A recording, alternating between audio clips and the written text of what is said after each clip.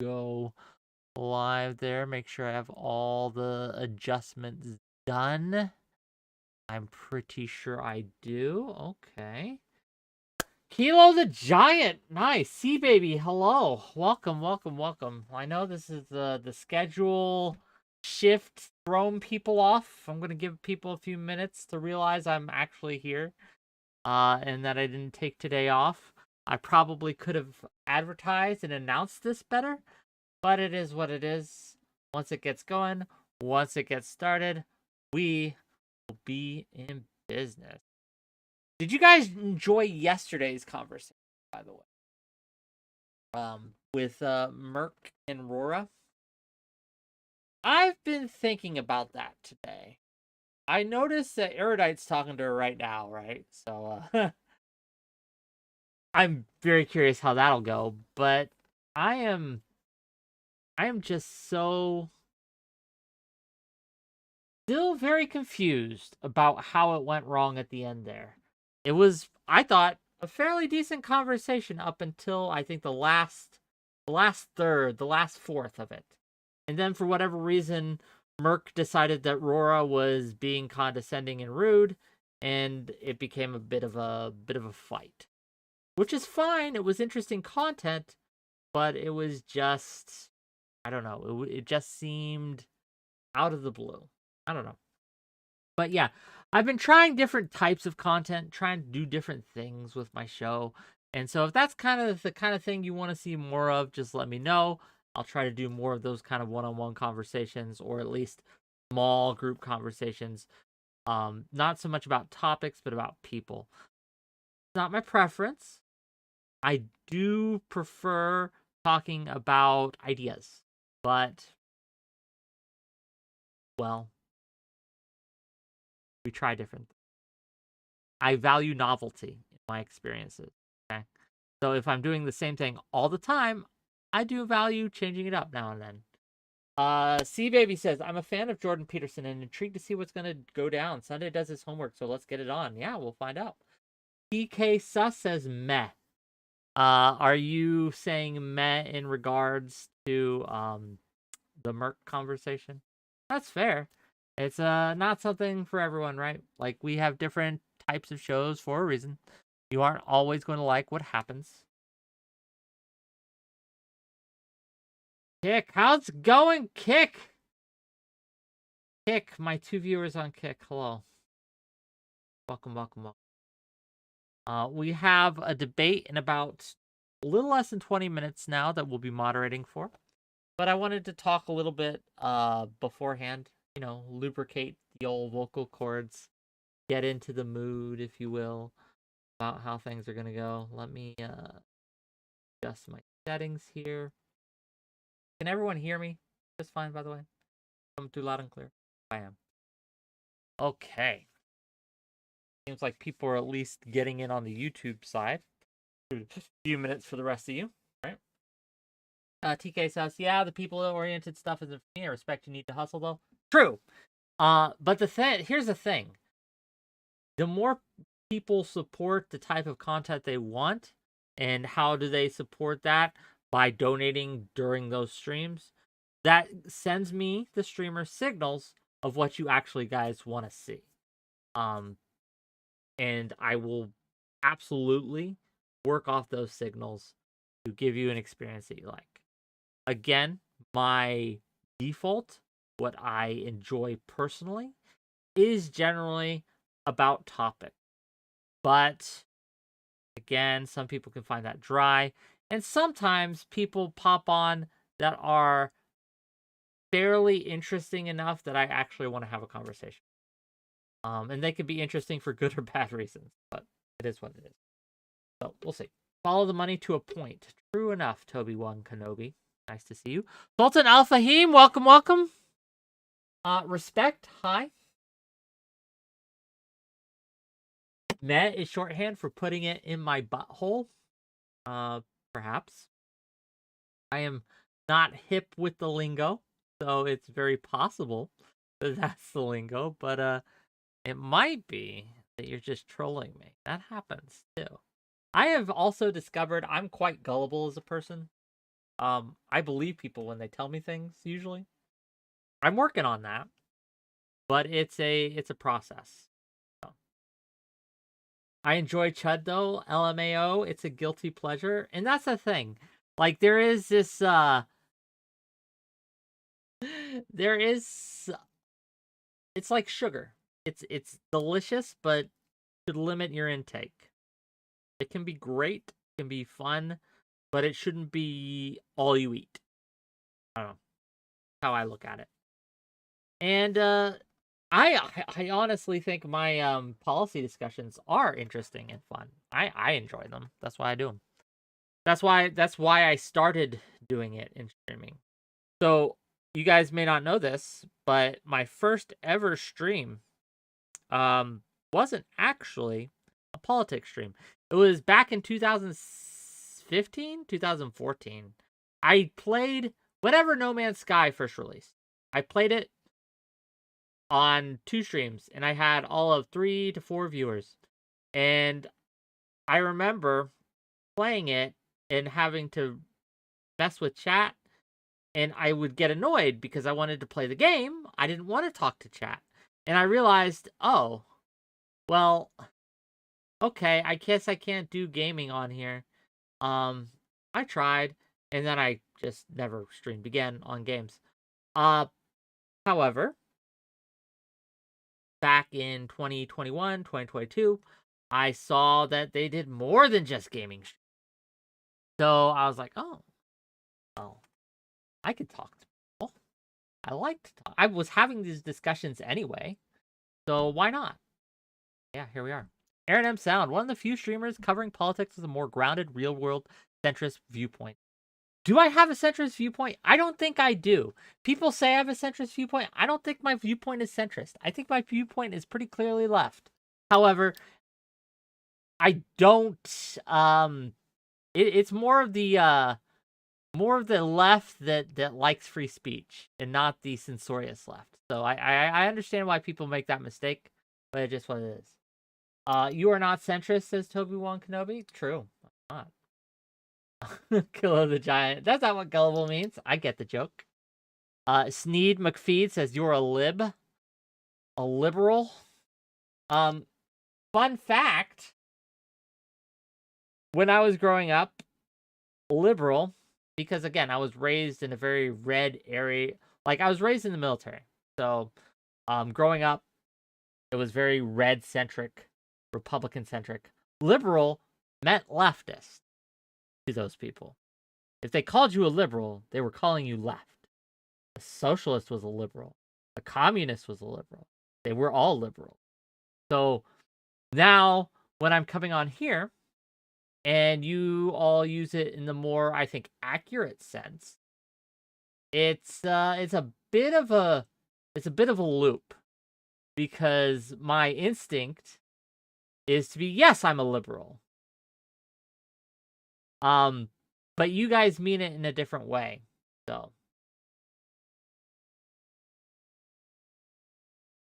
there have been mistakes made, let's say.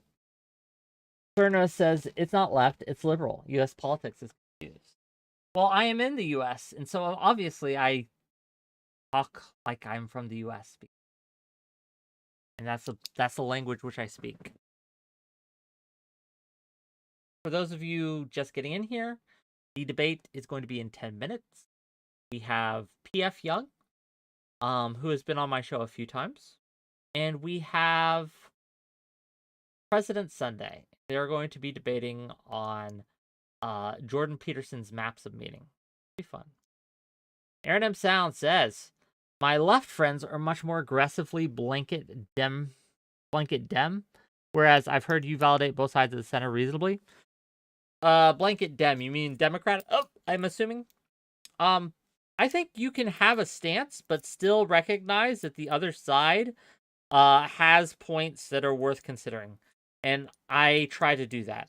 Just because I am steel manning something, or I am admitting when different sides are right on different issues, does not mean that I am part of their side, nor does it mean I'm even an ally to them. It means that I can recognize what they're saying, and if it's true, it's true. but it's usually not complete. The information that they usually give you is not complete. And with a more complete understanding, which changes the perspective, you see a more democratic point of view. Again, when we look at my voting history, blue across the board.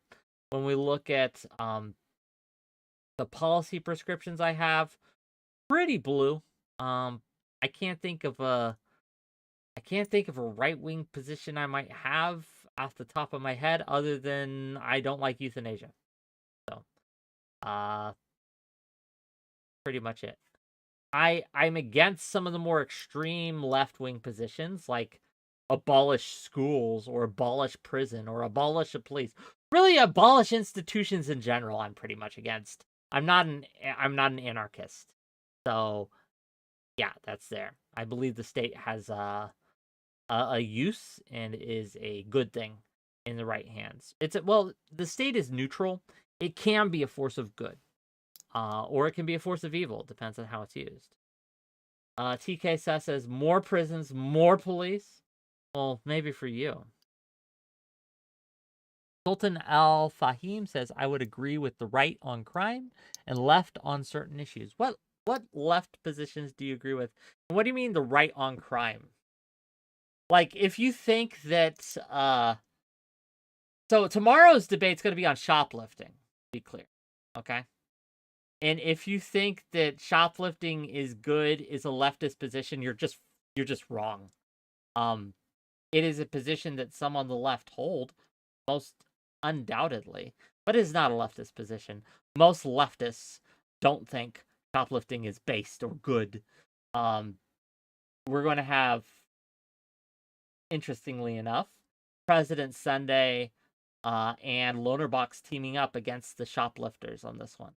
So we'll find out, right? Yeah. And that's the trick, okay? That's the thing.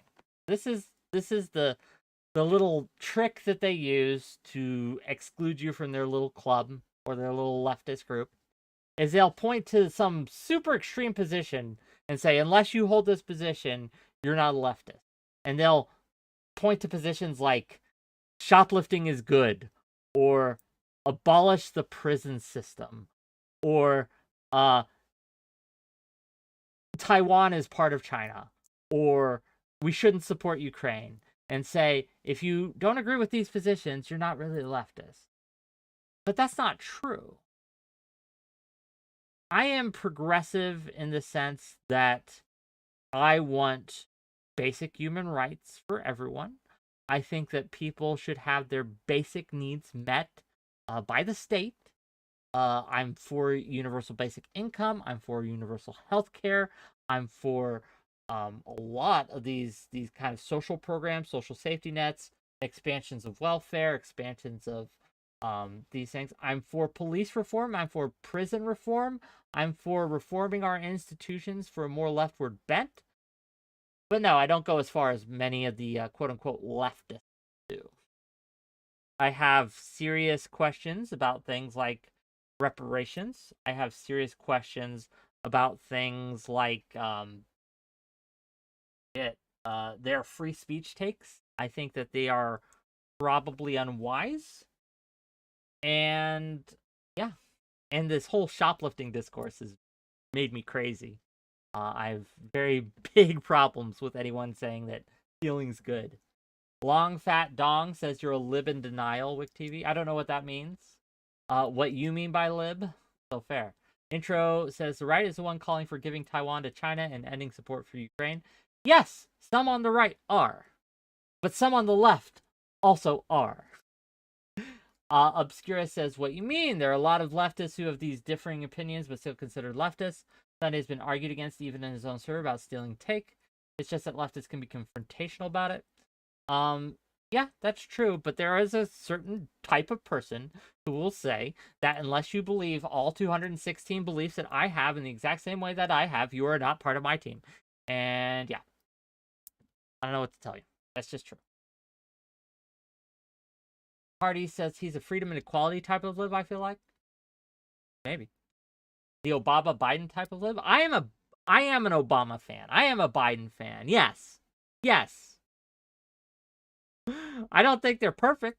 I disagreed with Obama's use of drone strikes. Right? I thought he. I also think he made a mistake. With the Affordable Care Act, I think that he tried to compromise perhaps too quickly on that, but I don't know. I'm not too in the weeds with that. It's been a while. I think that it's hard to say. Biden, I think he was he has some issues, right? But I think overall policy wise, he's been pretty good. Economy wise, we're actually like, if this is a bad economy, what does a good economy look like? Curious. Because while yes, inflation is a thing, except for high-end wages have actually kept up, right? With inflation, except for this high-end wage group, which has not. Like, so your supervisor, it's not, I don't want to say it's the rich people, because it's not. It is middle class, but it's like upper middle class. That is lagging behind, yes, and it's bringing the average down. But as opposed to the non-supervisor jobs and things like that, those wages have generally kept. Spaniard says, "Sup, homie, how are you? What do you think is, instead of calling these folks left or right, we use Federalist versus non-Federalist?" I mean, yeah, but any way you look at it, there are so many different ways we can kind of tell people apart. I like to talk to people about their individual policy positions, because I think that's where the meat of things come. I think that's where the interesting discussions come. Because I want to know what you feel about, for example, the filibuster. I think that's an interesting litmus test for, like. I also want to know what your stance is on the Ukraine war. Should we support Ukraine? Should we support them more or less? What do you think about the military-industrial complex in general? What do you think about the school system, school vouchers? What do you think about, and we can list all sorts of policy positions, right? I think that's much more interesting to me of a discussion, because it's something that, like, I don't have to. Too often we do this thing where we say, "Oh, you're X. That must mean you believe Y, Z, A, B, C, D." And I think that's a mistake. I think if you talk to people one-on-one, right, or talk to people in small groups, you'll find that even though someone calls themselves a Republican, or calls himself a Democrat, or calls himself a socialist, or calls himself a liberal, or calls himself whatever they want to call themselves, right, that they'll hold positions that are outside the norm of those things. And so there are places where we can absolutely work with each other and move forward with each other on the positions that we can agree with. So even if someone holds pretty reprehensible positions on some policies, if they're with me on these other policies, I will work with them on those policies. Because why not? That's how we get things done in a plurality system, right? A legislative system like we have in America. That's how we get things done. That's the only way we get things done, really. Legislatively, federally, and locally. And so, yes, I think that it's a mistake to just excise entire groups based on labels. But anyway, we got some guests coming in, so let's bring them on. What up, G?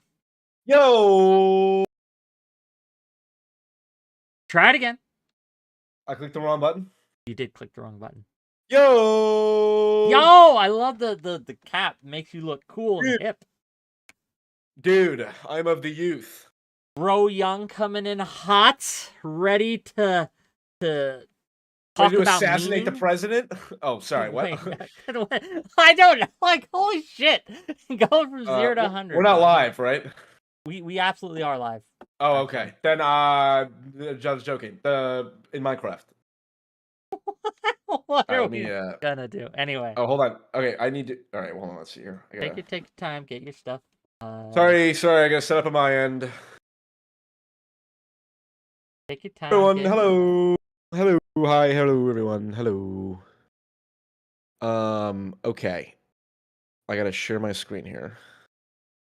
They're calling you the Jordan Peterson simp. Simp! I think that's a actually kind of accurate, I'm gonna let it go because You know what? That's fair. I've been called worse by better. How about that? fair enough. Fair enough.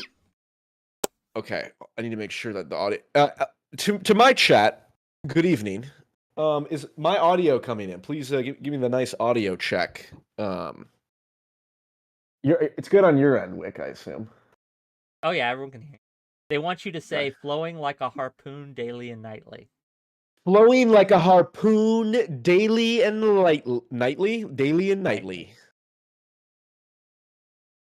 Okay, well, there Audio you go. good. You asked, he answered, he delivered. Okay, so can't be too mean to him. God said unto Moses, "Ask and ye shall receive." I don't actually know if he said that to Moses. Not sure who he said it to. Pondering politics. The audio's off. You sound like a dick, Paul. Okay, fair enough. Welcome. You know, I've been this pondering politics guy.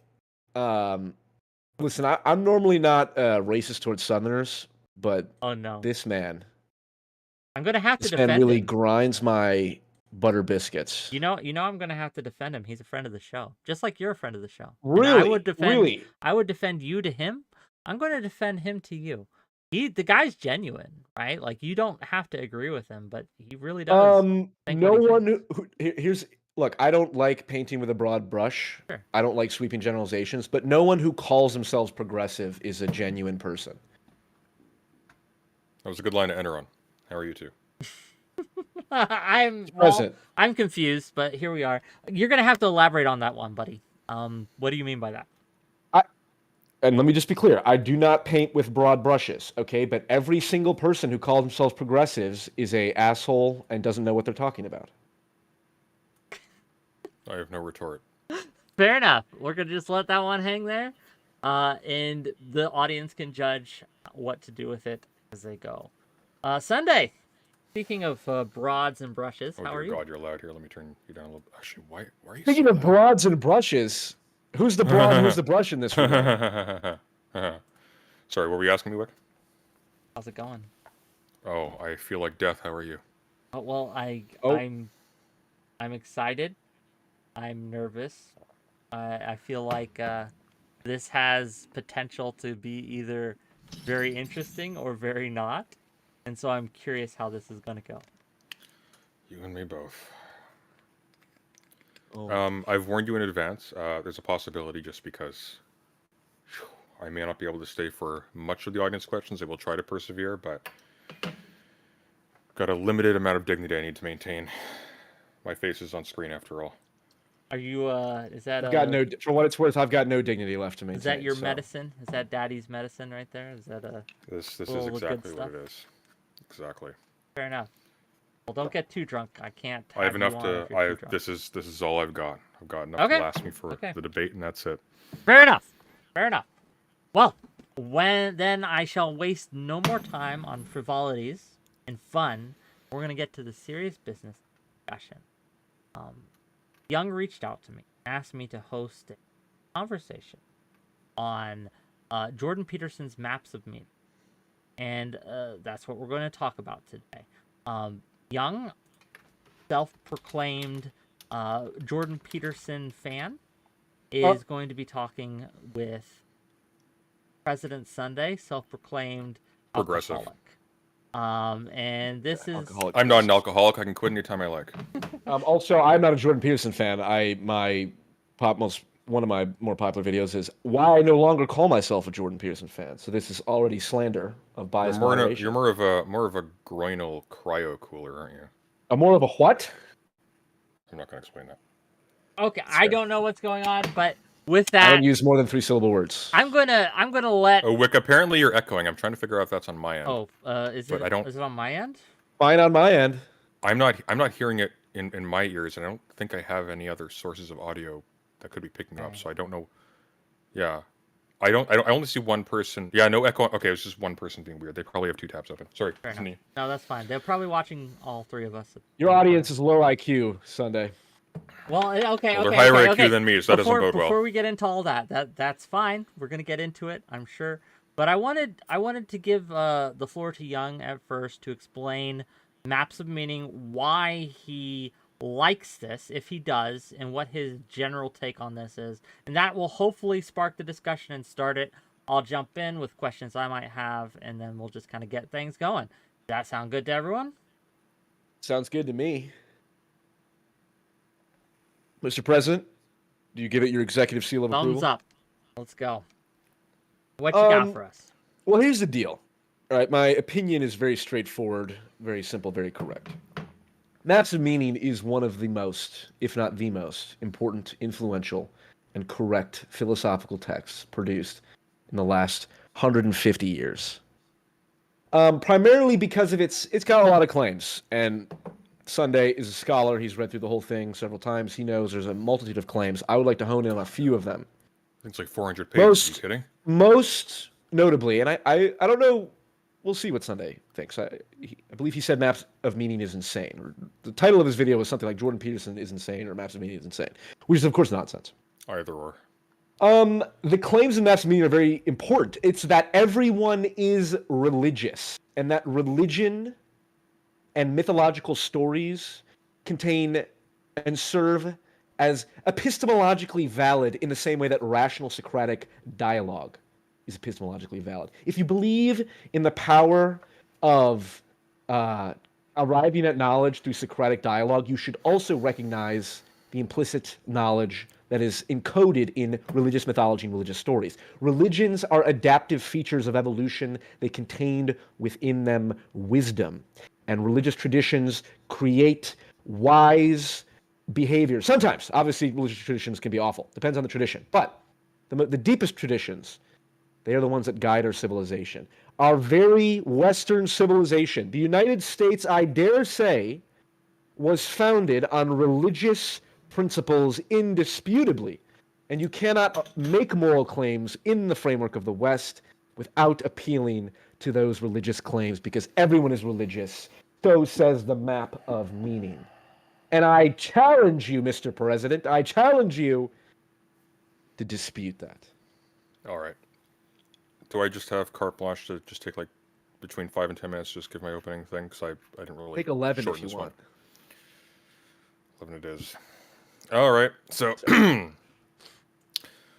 Jordan Peterson's Maps of Meaning is an incoherent mess. On the very first page of chapter 1, we have a blatant contradiction. Peterson writes, quote, "The world can be validly construed as forum for action or as place of things. The former manner of interpretation, more primordial and less clearly understood, finds its expression in the arts or humanities, in ritual, drama, literature, and mythology. The world as forum for action is a place of value, a place where all things have meaning.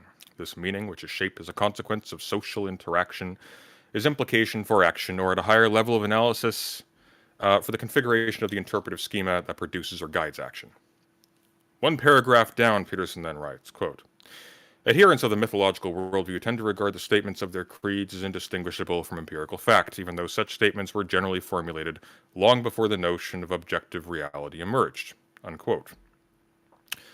Peterson here is essentially claiming that the mythological worldview is one which simultaneously views the world as a forum for action, where meaning is shaped as a consequence of social action, but also that statements from within it predate the notion of objective reality. This is an absurdity, as the idea that we now term objective reality consists precisely in that the world is understood as a forum between subjects. Peterson also makes wild and outdated anthropological claims, often apropos of nothing. For instance, Peterson claims that, quote, "the natural, quote-unquote, pre-experimental or mythical mind is in fact primarily concerned with meaning, which is essentially implication for action, and not with objective nature," unquote. And that, quote, "it has taken centuries of firm discipline and intellectual training, religious and proto-scientific and scientific, to produce a mind capable of concentrating on phenomena that are not yet or are no longer immediately intrinsically gripping, to produce a mind that regards real as something separable from relevant," unquote. And it's, quote, "this non-trivial remainder that enables the scientist, the modern scientist, to retain undimmed enthusiasm while endlessly studying his fruit flies," unquote. That pre-modern humans were incapable of focusing on things whose meaning is yet to be assigned is simply claimed on the basis of nothing. No citation or argument is provided. It is simply assumed by Peterson to be a fact. Had Peterson been minimally conversant with the fields in which he is dabbling, he would have been aware of contemporaries like Claude Lévi-Strauss, Bruno Latour, or etc., hardly alone by the time Maps of Meaning was written in 1999, if memory serves, who directly addresses such claims of primitive blindness by pointing out that the very possibility, for instance, of the development of things like medicine, cooking, etc., in pre-modern communities involved extensive focusing upon, categorizing, experimenting on, and remembering the differences between a vast array of elements and objects whose usefulness is not immediately apparent, and to a degree that many modern scientists would find daunting. It is also simply a silly assertion. People told lies, made up stories, committed fraud, performed illusions, and otherwise scammed one another and caught each other doing it long before, quote, centuries of firm discipline and intellectual training, religious, proto-scientific, and scientific, unquote, had taken place, and they marked the difference between relevance and reality quite effectively. Here's another example where Peterson describes the Sumerians. Quote, their descriptions of reality, to which we attribute the qualities of proto-science, in fact comprise their summary of the world as phenomenon, as place to act. They did not know this, not explicitly, any more than we do, but it was still true, unquote. Quick aside, I don't know who Peterson has in mind when he says we, because he cites nobody, but this was not the prevailing attitude in anthropology at the time Peterson was writing.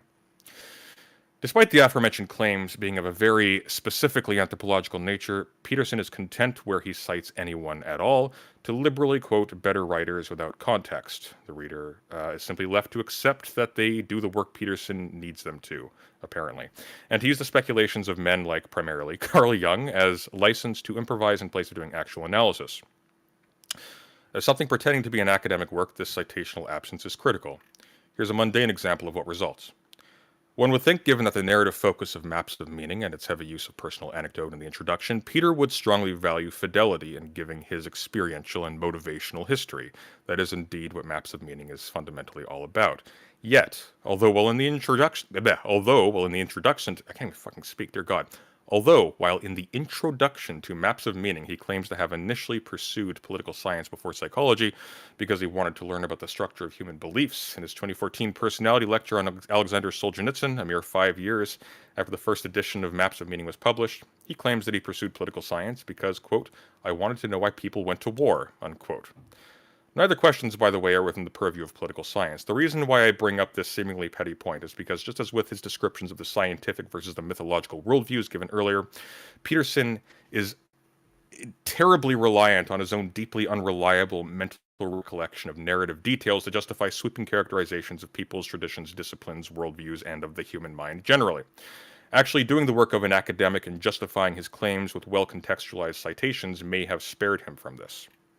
So in sum, I consider the book worse than worthless because, as well as being incoherent and containing, as far as I'm concerned, no useful information, it seems to trick many uneducated readers into thinking they've actually learned something when in fact their curiosity has been prematurely plugged with ignorant conjecture masquerading as analysis. The book is also overlong and very boring, and given the general failure of academics to make positive use of it, for a decades-long book it has an impressively low citation count, a good omen that academic rigor in the humanities is not as dead as some have proclaimed.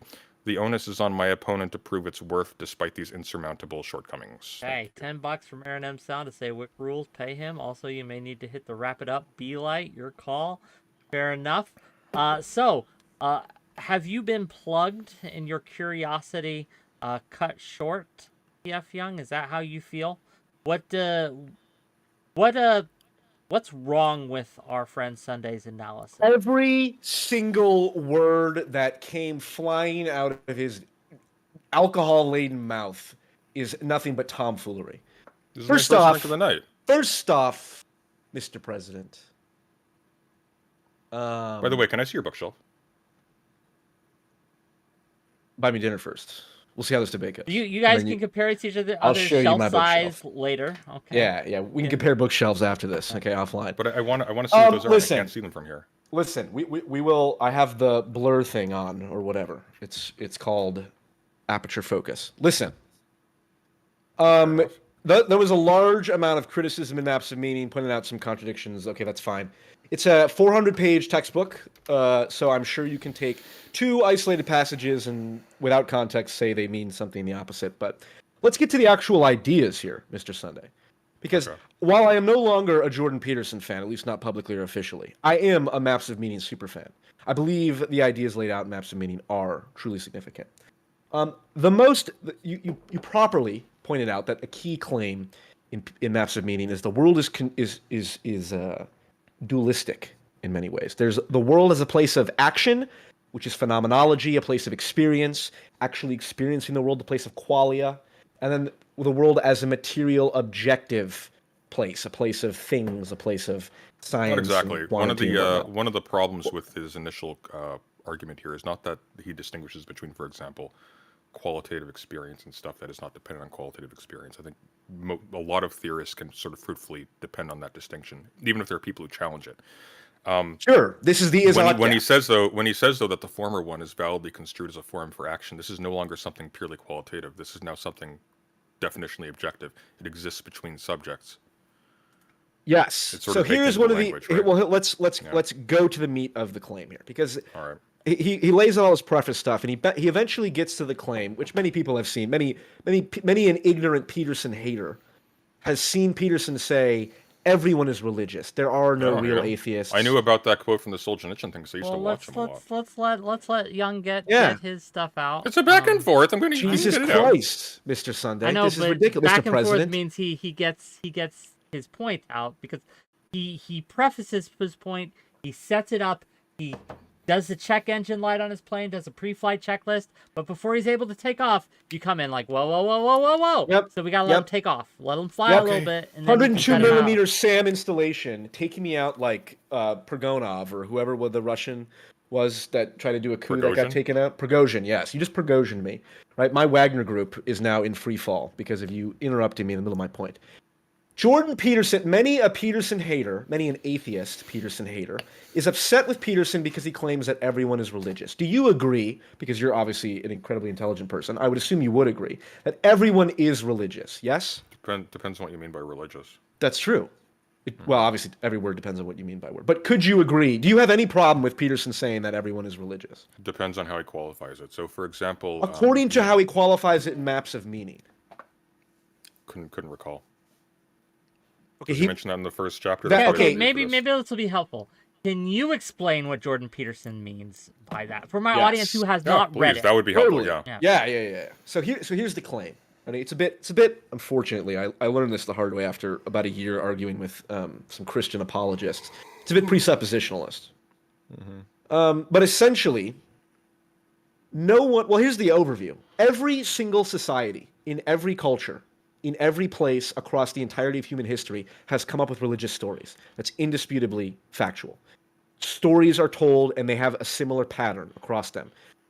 Tribes, independent and completely isolated from each other, will tell very similar stories of flood myths, of a trickster god, various different things. And the answers to that... Let me lay it out entirely, and then you can clarify. Okay. This is the idea of the monomyth. Joseph Campbell. People have probably heard of this. Whereas there is a commonality, exactly. There's a commonality in the structure of mythological stories across humanity. Really, Peterson ignores that, doesn't he? Sorry. What that indicates is that there is a objective, quote unquote, there are biological factors that parameterize the kinds of stories we tell. And you can broadly call these the archetypes. The archetypal structure of mythology are the objective parameters of which said mythology is told. And the significance of that is that I assume everyone here believes in evolution. It's possible that, we have some Peterson haters. So if you're fortunate enough to hate Peterson, you might deny evolution. Why would there be monkeys? True. So or streamers. So go on.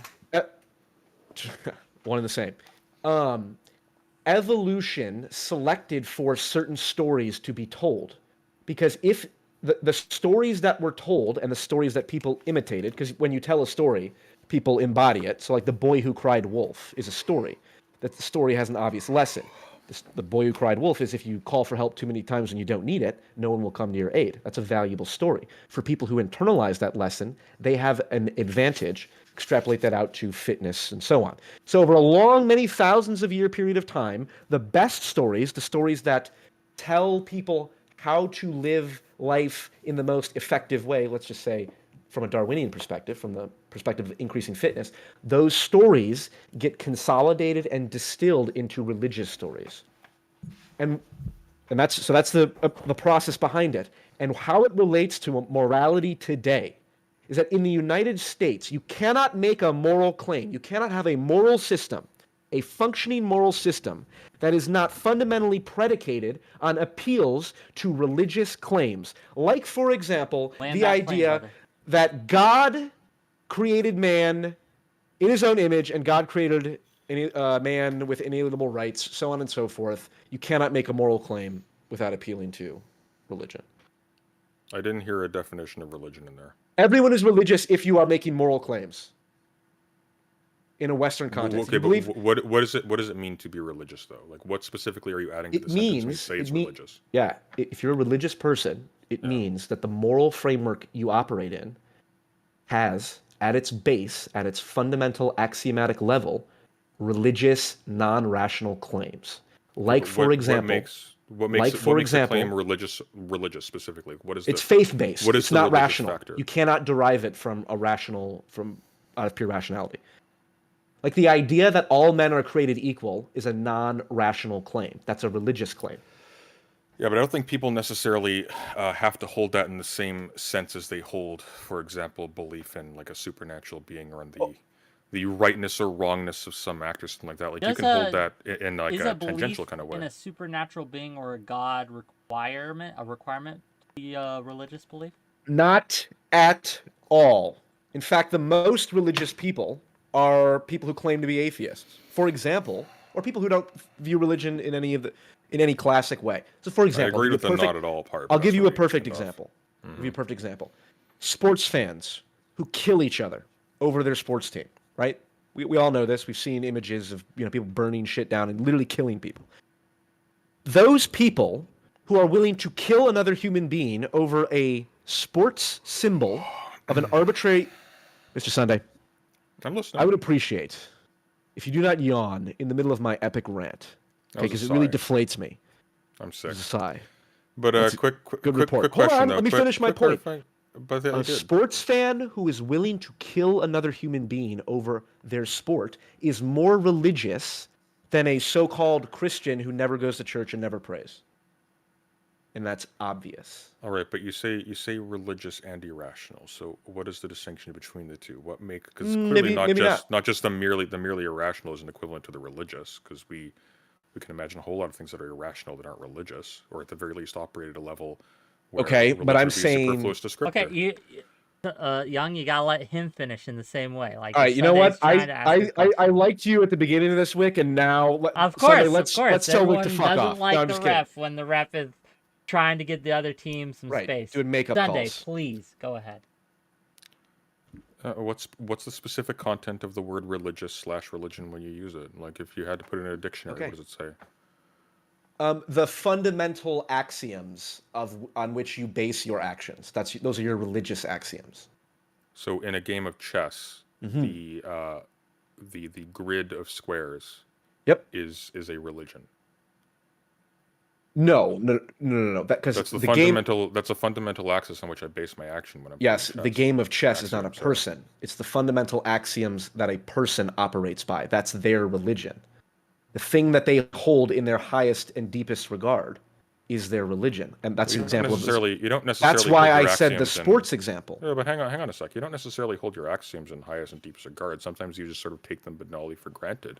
Sometimes you even think that most people don't know their axioms. Then they don't hold them in highest regard, do they? Regard is focused and intentional and conscious. It's regarding. Okay. Well, that's I don't know. That's a semantic thing. We could argue about that. That's not that. Well, a little bit, but that's why I'm asking you for the meaning of your word, because I don't understand what you're saying. Okay, I feel like I've said this a few times, and I've illustrated this. I'll try it one more time. But if you said it a few times, maybe try saying something different, because it's clearly not working. That's true. He's got me there. So I'll try it this way. Okay. Okay. You cannot make a moral statement about like slavery being wrong or it's wrong to murder without appealing to a fundamental axiom that is ultimately faith-based as opposed to rationally derived. Meaning, I refute thee thus. Slavery is wrong. Okay, why is you cannot justify it. So justify why slavery is wrong for me. slavery is wrong because I really don't like it when people engage in slavery. It hurts people I like very, very much, and I will do everything in my power to hurt you very, very much if you do it. What if we only enslaved the people you didn't like, though? The world would be a better place. Okay. When slavery isn't wrong, slavery of the people you like is wrong. Exactly. Just like the good book says. Fair enough. That was What's the not how I difference expected between him to answer that. Someone in my chat asked a good question, actually. I wonder if maybe this would help clarify. Well, someone has to ask a good question here. True. That's why I have them. So somebody asked, what, in your judgment, is the difference between an axiom and a psychological predisposition? Maybe that'll clarify things a little bit. That's there's probably some overlap there. Really? A psychological predisposition. Well, because axioms are typically taken to be the presumptions of a logical system, and you can sort of hold them in suspension, right? Like you can hold them conjecturally, or what's the word I'm looking for? Provisionally. But things that are psychological predispositions, they aren't held provisionally in the same way. They're kind of underlying assumptions that typically, as soon as you become aware of them, you are able to challenge them and usurp them. But then what's doing that in that case? For clarity, Sunday, may I ask, in your view of a disposition, as you're using the term, can psychological dispositions specifically, be changed or influenced or adapt over time? Or are they fixed? Are they immutable? Are they simply there and there is nothing we can do to change them? Stop them.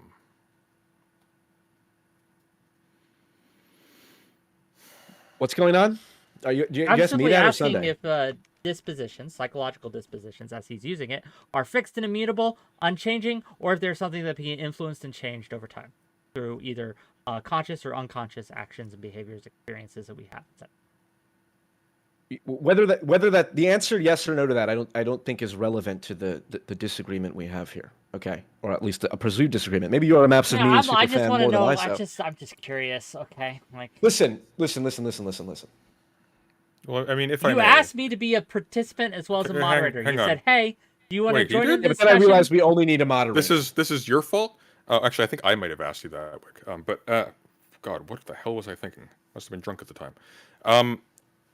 It seems. I think one of the things that's causing me a little bit of trouble here is that it seems like when you say everybody is religious, all you really mean is that everybody thinks in a way that you can sort of characterize consistently in a short span of time, which is trivially obvious, but I still don't know what adding the word religious to it is helping at all. When you say like atheists are more religious than anybody else, you seem to say so pretty apropos of nothing, because what you've described includes literally everybody on Earth by your own claim. So if I'll use the example of the sports fan again. If a sports fan Wick, you tell me as the neutral moderator, if a sports fan is willing to murder someone of a rival sports team, and I say that person is is acting like a religious fanatic, a zealot, a fanatic, a religious, is that person not in? Do you understand what I mean when you say that that's religious? If I may, I would say there's a reason. I'm making a utilitarian argument to some degree of why we should characterize it like that, because when you understand that disagreements of that nature, or specifically like political disagreements, this is where the rubber really meets the road. Damn it. Everyone knows what I mean when I say politics is like a religion. Right? Everyone knows what we mean by that. Of course you do. If you understand the sports analogy, you understand the political analogy. Yeah, well, the issue I have with the sports analogy. Hold on, let me drive it home. Stop. I want to hear Sunday's issue with the sports. Stop. I want to hear Sunday's issue with the sports analogy. I think this is going to drive the conversation forward. If we hear this issue, then we can address this issue, and maybe we can. It seems like when you say that, obviously the sports analogy, well, obviously the fanatical sports fan is analogous, is the consequence of using the words like fanatic and zealous to describe them. It's not because there's something essential about the word religion as it's been used in a coherent sense that actually applies here. It's just because they seem to resemble on a superficial level, at a cartoon level really, the fanaticism we attribute to religious zealots in the media. So frothing at the mouth, people wanting to burn witches at the stake. But that doesn't seem to me to have much in the way of anthropologically useful content. I don't see how it's cartoonish when we're talking about someone killing someone else over a symbol. That's the definition of religious conflict. Well, it's not really the definition of religious conflict because In some ways, it is. Well, no, because you still have yet to define the religious in a way that actually sticks. So you're insisting that it's religious by dint of it being what it is, but it stands in need of any kind of justification. So when you say something is religious, it seems like what you actually leverage when pressed to give an explanation is this resembles tropes of religion in media, but you actually can't seem to give a definition of the religious as a category by itself. So for me, for example, Okay. this is a subject I have a particular interest in. When I look at the etymological use of religion historically and I look at its transformations over time, what I see primarily is the emergence of an idea that there are particular particular sets of practices and creeds and ideas about which there's a certain kind of cultural and emotional intensity, and the religious tends to be classified according to that rubric. In its earliest use, the root religio referred literally just to a vague intensity about a thing. Now, if you wanted to go that route, or something along those lines, I could concede, sure, religio is probably, maybe it could be specified a little bit better, but, it's the basis of something that could probably be useful for describing certain types of social activity or whatnot. Like the intensity about a thing is a thing that comes up in a lot of political science. Carl Schmitt talks about the political as being most present in the most intense distinction between friend and enemy and things like that. And there's a scalar order of intensity there. And you can draw a connection between religion and politics that way. But it seems what you're doing is you're relying upon the aesthetics of religious fanaticism in order to drive your definition of religion. I just don't think it's that compelling. I'm sure you don't think it's that compelling. It would be advantageous if you did not believe the person you're debating with is making compelling points. I don't know what you mean by aesthetics of religion. The appearances of what we associate with religion. The behaviors of the people involved. How is that aesthetics? That's the fundamental issue at hand, is the behavior that religion is relating to. The point I'm making is that the appearance does not actually belie an underlying structural commonality. Okay, let me give a different example to try and draw this distinction once again. Okay. Wish I had more whiskey. Religion has to do with the deepest phenomenological experiences, the deepest parts of reality, in terms of the deepest moments of intense meaning. We can call those. People would say, "Well, I had a religious experience. I went to a concert and I had a religious experience." Sure. Now, that obviously, in my world, whether or not there's supernatural superficiality overlaid about it, I don't believe in the supernatural that much, other than when I'm legally taking psychedelics, in which case God likes to convince me otherwise. But I don't believe when a Christian goes to a Christian rock band concert that they're literally infused with the Spirit of God. I believe that the emotional experience, the physiological response that a religious person, a classically religious person, a Christian, is having to Christian music is exactly the same physiological response an atheist will have when they go see their favorite band at a secular concert. So okay. So we're characterizing religion as a physiological response, so an intense certainly physiological / psychological response to a thing. Is that a fair representation? Certainly, it's part of it. The deepest physiological response is a reductive measure of what I'm pointing out. The deepest emotional experiences that guides one's behaviors, i.e., killing another. Well, emotions are physiologically emergent. Wouldn't you agree? All right. Let us. I am not sure. It doesn't sound like you have that much disagreement with what I'm saying, which is why I'm curious as to why you said your views of the maps of meaning was insane. I think I got a lot. I think I got quite a few disagreements with what you're saying. Okay. Well, right now we're trying to figure out what is being said. I think that's what we're. And I feel like Sunday is purposely being pedantic and not addressing my points. I wish I had the surplus of energy to do so. And I wish I was higher to have a more effective metaphysical conversation with you. Yeah, that's not typically how you want to go about doing that. That's exactly how you want to go about doing that. Okay, how about this? So, you characterize the religious as being emblemized by let's sort of meld our language a little bit by the intensity associated with somebody wanting to kill another person. So, a sports fan is obviously religious because they've gone so far as to kill another person. Yes. However, the thing about the things you hold in highest regard in your axioms is that for you to follow through on them, you need to be in some kind of state of mind that is representative of some kind of stable structure. Otherwise, when you're referring to stable things like axioms and stable things like the thing you hold in highest regard in the present tense, you run into a few difficulties. Like, for example, somebody who's drunk may suddenly not regard those things in the same way, or the things they hold in highest regard might not register, or they might act impulsively, etc., etc. Yeah, but their As- impulsivities are guided by their axioms. But they're not, is precisely my point. Yeah, Because their and I'm saying that's impulsivity, wrong. no, their impulsivity may be directed by their axioms. I'm granting that just for the sake of argument here. I disagree with that, but let's grant that for the moment. Their impulsivities may be directed according to their axioms when they're sober, but when they're drunk, maybe not so much. Do their axioms change when they're drunk? Is that something you're going to contend? First off, any true drunk would know that when you're really drunk, your inhibitions are let down, You really and want to actually your argue true about axioms, what drunks think with Sunday?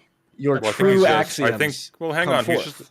He's just established that I'm actually not an alcoholic. So Right, your true axioms come forth when you're in a disinhibited state like that. why do you think so?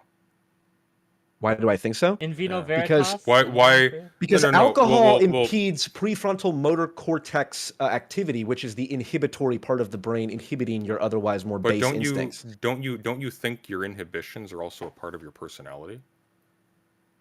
Yeah, true. So They're then part how of would it. an They're part of your absence? How brain. would an absence of a part of your personality be more true? Let me to your give you an personality? example. That seems to be the opposite. That's a mutation of your personality. That's A heroin addict or a cocaine addict will tell you. There are many. Tell me if you disagree with this. There are many cocaine, or let's just say drug addicts, who deny that they are addicts and yet are addicts nonetheless. Do you disagree with that? sure. You do disagree, or you do not disagree? I don't disagree. Sorry. There are many addicts who they themselves would not regard themselves as addicts. Uh-huh. Okay, those addicts will deny being motivated by the desire for whatever their drug of choice is, and yet all of their actions will converge, all of their impulses, conscious or otherwise, which is there's no such thing as a conscious impulse, but conscious or unconscious actions will converge on satisfying the addiction, acquiring that drug. That is their religion to them, whether or not they articulate it out loud. But wouldn't you agree though that there is a distinction therefore in the axioms of someone who is not addicted to drugs and the axioms of someone who has become addicted to drugs? Yeah, one's a drug addict and the other's not. True, but do We not should- intoxicatory substances First off, affect your judgments? I and wish weed therefore was legal ramifications, your in axioms of Texas, those are because what right drive about you. now I'd light up a joint and we would loosen up and we'd really get into this. Okay, Well, I'm in Where are Canada we- and I I can't. feel like- It's just have to overrated. interject. Where is this going, and how does this? that's what relate I'm trying to math figure out right now. Look, I'm as stumped as reason you are. the reason we're all stumped. This is a phenomenal situation to be in. No one knows what anyone else is talking about. Why don't we Okay. direct it a little bit, if I may? Unless you want to argue about this point that we don't know what the point is, perhaps I can Okay. maybe Yeah. Why don't Right. you ground it for us? maybe okay? I can clearly we're too drive sober the for this. discussion a little bit. Do it. I guess I would start because I'm pretty sure I know what you're trying to get at, but I think you got to speak Sunday. I don't think you speak the same language. But let me try to translate a little bit, and maybe that'll help. So, Mr. President, sir, do we think, or how do you feel about the statement that there are many in the political world, the sports world, worlds that aren't traditionally seen as religious, that exhibit behaviors that are very similar, if not identical, to what you would see from a religious fanatic or a zealot? So, for example, someone who, for lack of a better word, worships, right, idea or an ideal or an ideology. Well, I don't will- just agree with that. That's a premise of my critique. The problem is that superficial similarity is not a basis to point to a common underlying structure generating it. That's not sufficient. And the problem Okay, is that Peterson's maps of meaning is filled with, in the portions that I reread for this debate, it is filled with conjecture on the basis of surface level activity as to the underlying structure. You can't do psychology that way. You don't infer a structure from its outward presentation. You simply infer the existence of a structure, the existence of something producing it, not the particularities of it. And that's what he does. Wick, knows- do you Oh, go on, could you understand what he just said? Who, I think me? it was very complicated. But I understand. Yeah, did you understand what Sunday? Yes, I think what he's saying is that just Could you simply translate that for me? 'Cause because I don't. let me translate to speak some Jung for a minute. Yeah. So what he is trying to say is Speak that some young. Yo, what up, bro? Let's smoke some weed. Go ahead. okay. No. So what Sunday, as I understand, is saying is that simply because they share similarities in behavior does not mean they spring from the same source. That these behaviors, while similar, while even identical in some ways, are not springing from the same source as someone who would behave in this and through a religious structure. Is that a correct interpretation of what you're saying, Sunday? Or am I wrong? That's good enough. Good enough for government work. Go ahead. Okay. Well, on that point specifically, going back to the music example, that's obviously incorrect because it is exactly the same physiological action that is occurring. How do you know? Action is the wrong word. You are inhabiting the exact same physiological state whether you're listening to religious music or whether you're listening to Red Hot Chili Peppers. Okay, it's the same. The music, the structure of the music, which is independent of the lyrics in many ways, often, not always, but often. The music, which is a pattern independent of rational articulation, your body is adapted to be attuned to that pattern. Your body enters a physiological space, an emotional space, based on that pattern, and that is exactly the same for religious people as non-religious people. How do you know? How else could it be unless you believe God exists and he's changing, he's doing something unique supernaturally? Religious music is like it'd be very easy. So, for example, just as for instance, I can have an infection in my finger that makes it red, or I can have stubbed it on something which causes swelling, which makes it red, or I can have accidentally rubbed some blood off somewhere that makes it red, or I can rub some paint that makes it red. There are a million different ways in which a thing can manifest in an aesthetically similar way, but have a radically different cause underlying it. Okay. You're using a lot of $5 words that I don't even think you know what you mean. You use aesthetic a bit too often, I think. My advice to you, Sunday, man to man, is stop using the word aesthetic so much because it really doesn't translate. Okay, there's visual you don't or understand like what the word aesthetic means? Aesthetic has to do with like arts, like the aesthetic appearance. Yeah, but why are because there's it doesn't. No, listen. It doesn't because there's a difference between the okay? aesthetic arts and other arts. This guy needs to light up a joint here, okay? And we'll all just calm down, okay? Did I not respond to your critique, Wick, or your translated critique? It comes from the same source, of course. Everyone is religious. That's your claim, which I want you to back up to be perfectly clear. You have claimed it's from the same source, but you can I ask a question? So a super chat that's a really brilliant, maybe not brilliant, but good question. I may be curious. Let's not give too much credit for you. Okay. It's a brilliant one if you add a 0 to whatever they super chat. It's Brooks. I don't want to overinflate his ego. But Brooks says, why are we saying this behavior is religious? Why not say religious people are behaving like music fans? Aha. Great question, Brooks. It is brilliant. I will give you credit, whereas your own master did not. Okay. The reason it's important to contextualize these things as religious and say, well, why should we describe otherwise secular behavior as religious? Why not just call it fanaticism or something like that? It's because this behavior is inextricably linked to the classic religious texts. So let me explain. But what makes the text religious? The texts don't have a psychological experience, do they?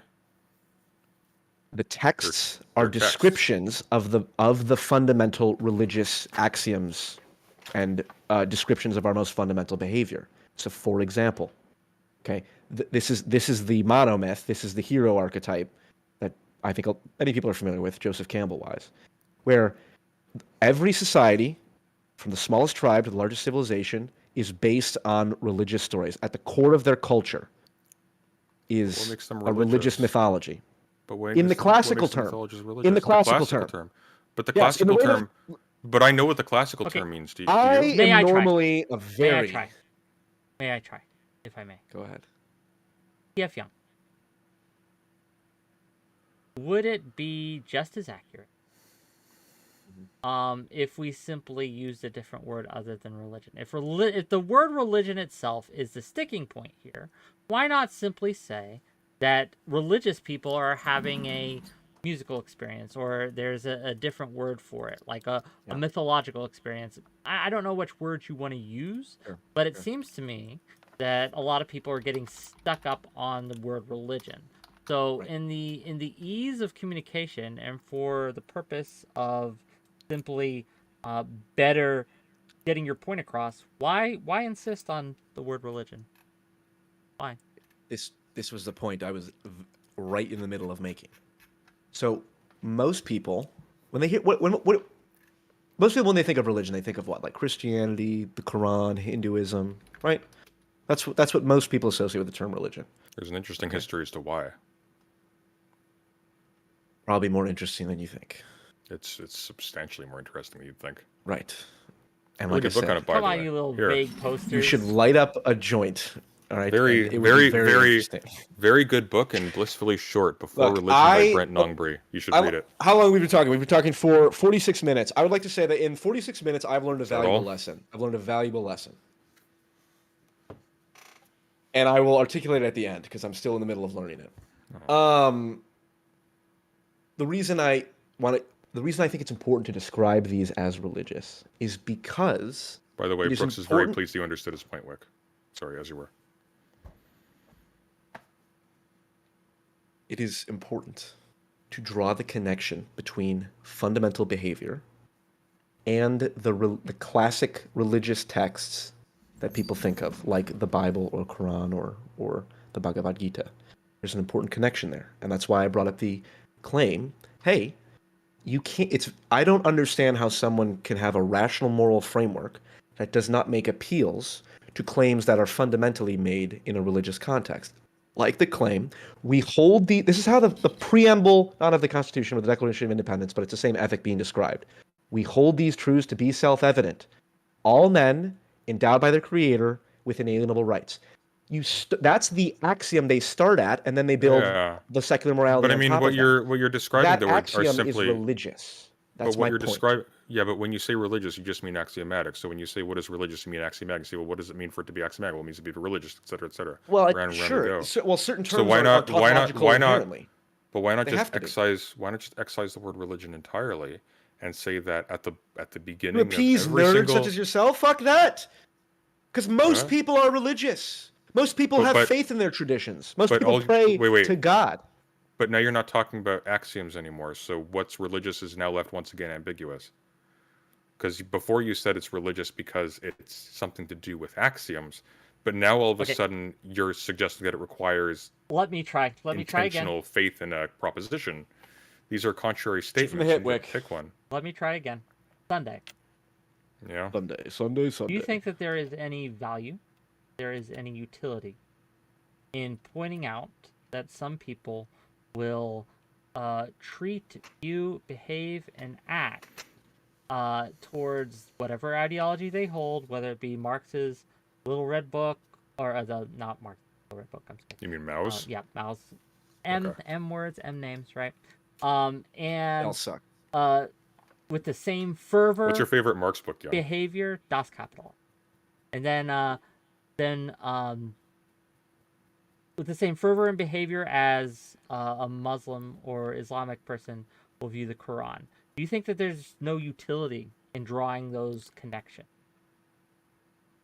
I'm sorry, I interrupted what you were saying. Do you not think that there's a utility in drawing the connections, that there's very similar behaviors from certain people who hold the Quran in esteem and certain people who hold Little Mao's book? Yeah, sure, but that shouldn't be the end of the analysis. If you see a commonality between the behaviors of two distinct groups, what you want to start doing then is start breaking down, like, what are the particular constituent parts of the thing that gives rise to that behavior, and then afterwards, if you find something in common, you say there's something in common.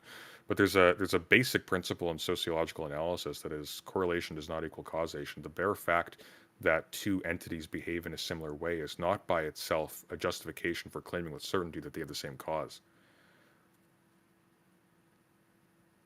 Okay. What was the book you were pointing to, Jung? I'm just curious. Das Kapital. Oh, Das Kapital? It's my favorite book on that shelf. What does CVNS stand I for? really Are like you lying it. to us right now? I really. What does Karl Marx. What does CVNS stand for? Karl Marx had a lot. I've always of wanted to do ideas. this. No, I've always wanted to do this. What does CVNS stand for? What does CVNS stand for? What do CV and S stand for? Letters. CV and S in capital. In the book. I was going to make an inappropriate joke, but I don't know what. CVS stores. I haven't are read it open either. It's okay. 24/7 and, Sorry. Continue. Oh, I haven't read it. It's just on my shelf so that That's when people fair. come over, they go, oh, That's fair. lo and behold, I've look read. how, I haven't not read it. I haven't look how read. midwintery I am. haven't lot of not read it. All right, look. I don't Here's know what. what that not means. read it. Here's look. Let's step out. Let's just put everything in context. Look, here. Wick. Sunday You need to and understand. I- Like the introduction to this thing alone is like 40. No, 80 Das pages Kapital long. is dry. It's boring. It's It's actually not. It actually gets super intense, but you have to approach it the right way. Sorry, no. sewer. It's Obviously, It's super interesting. Look at us. Look. Let me just okay. say something. But this is beside the point. This is beside the point. Let me get it back. Let me try to get it back. Because I don't think that you guys part ways as much as perhaps you might think. And That's I think what I was gonna say. the We're all buddy frustrating- here. Well, I don't know about that. But I think the frustrating part about this is you're trying to say very similar things. Not the same thing, but very similar things.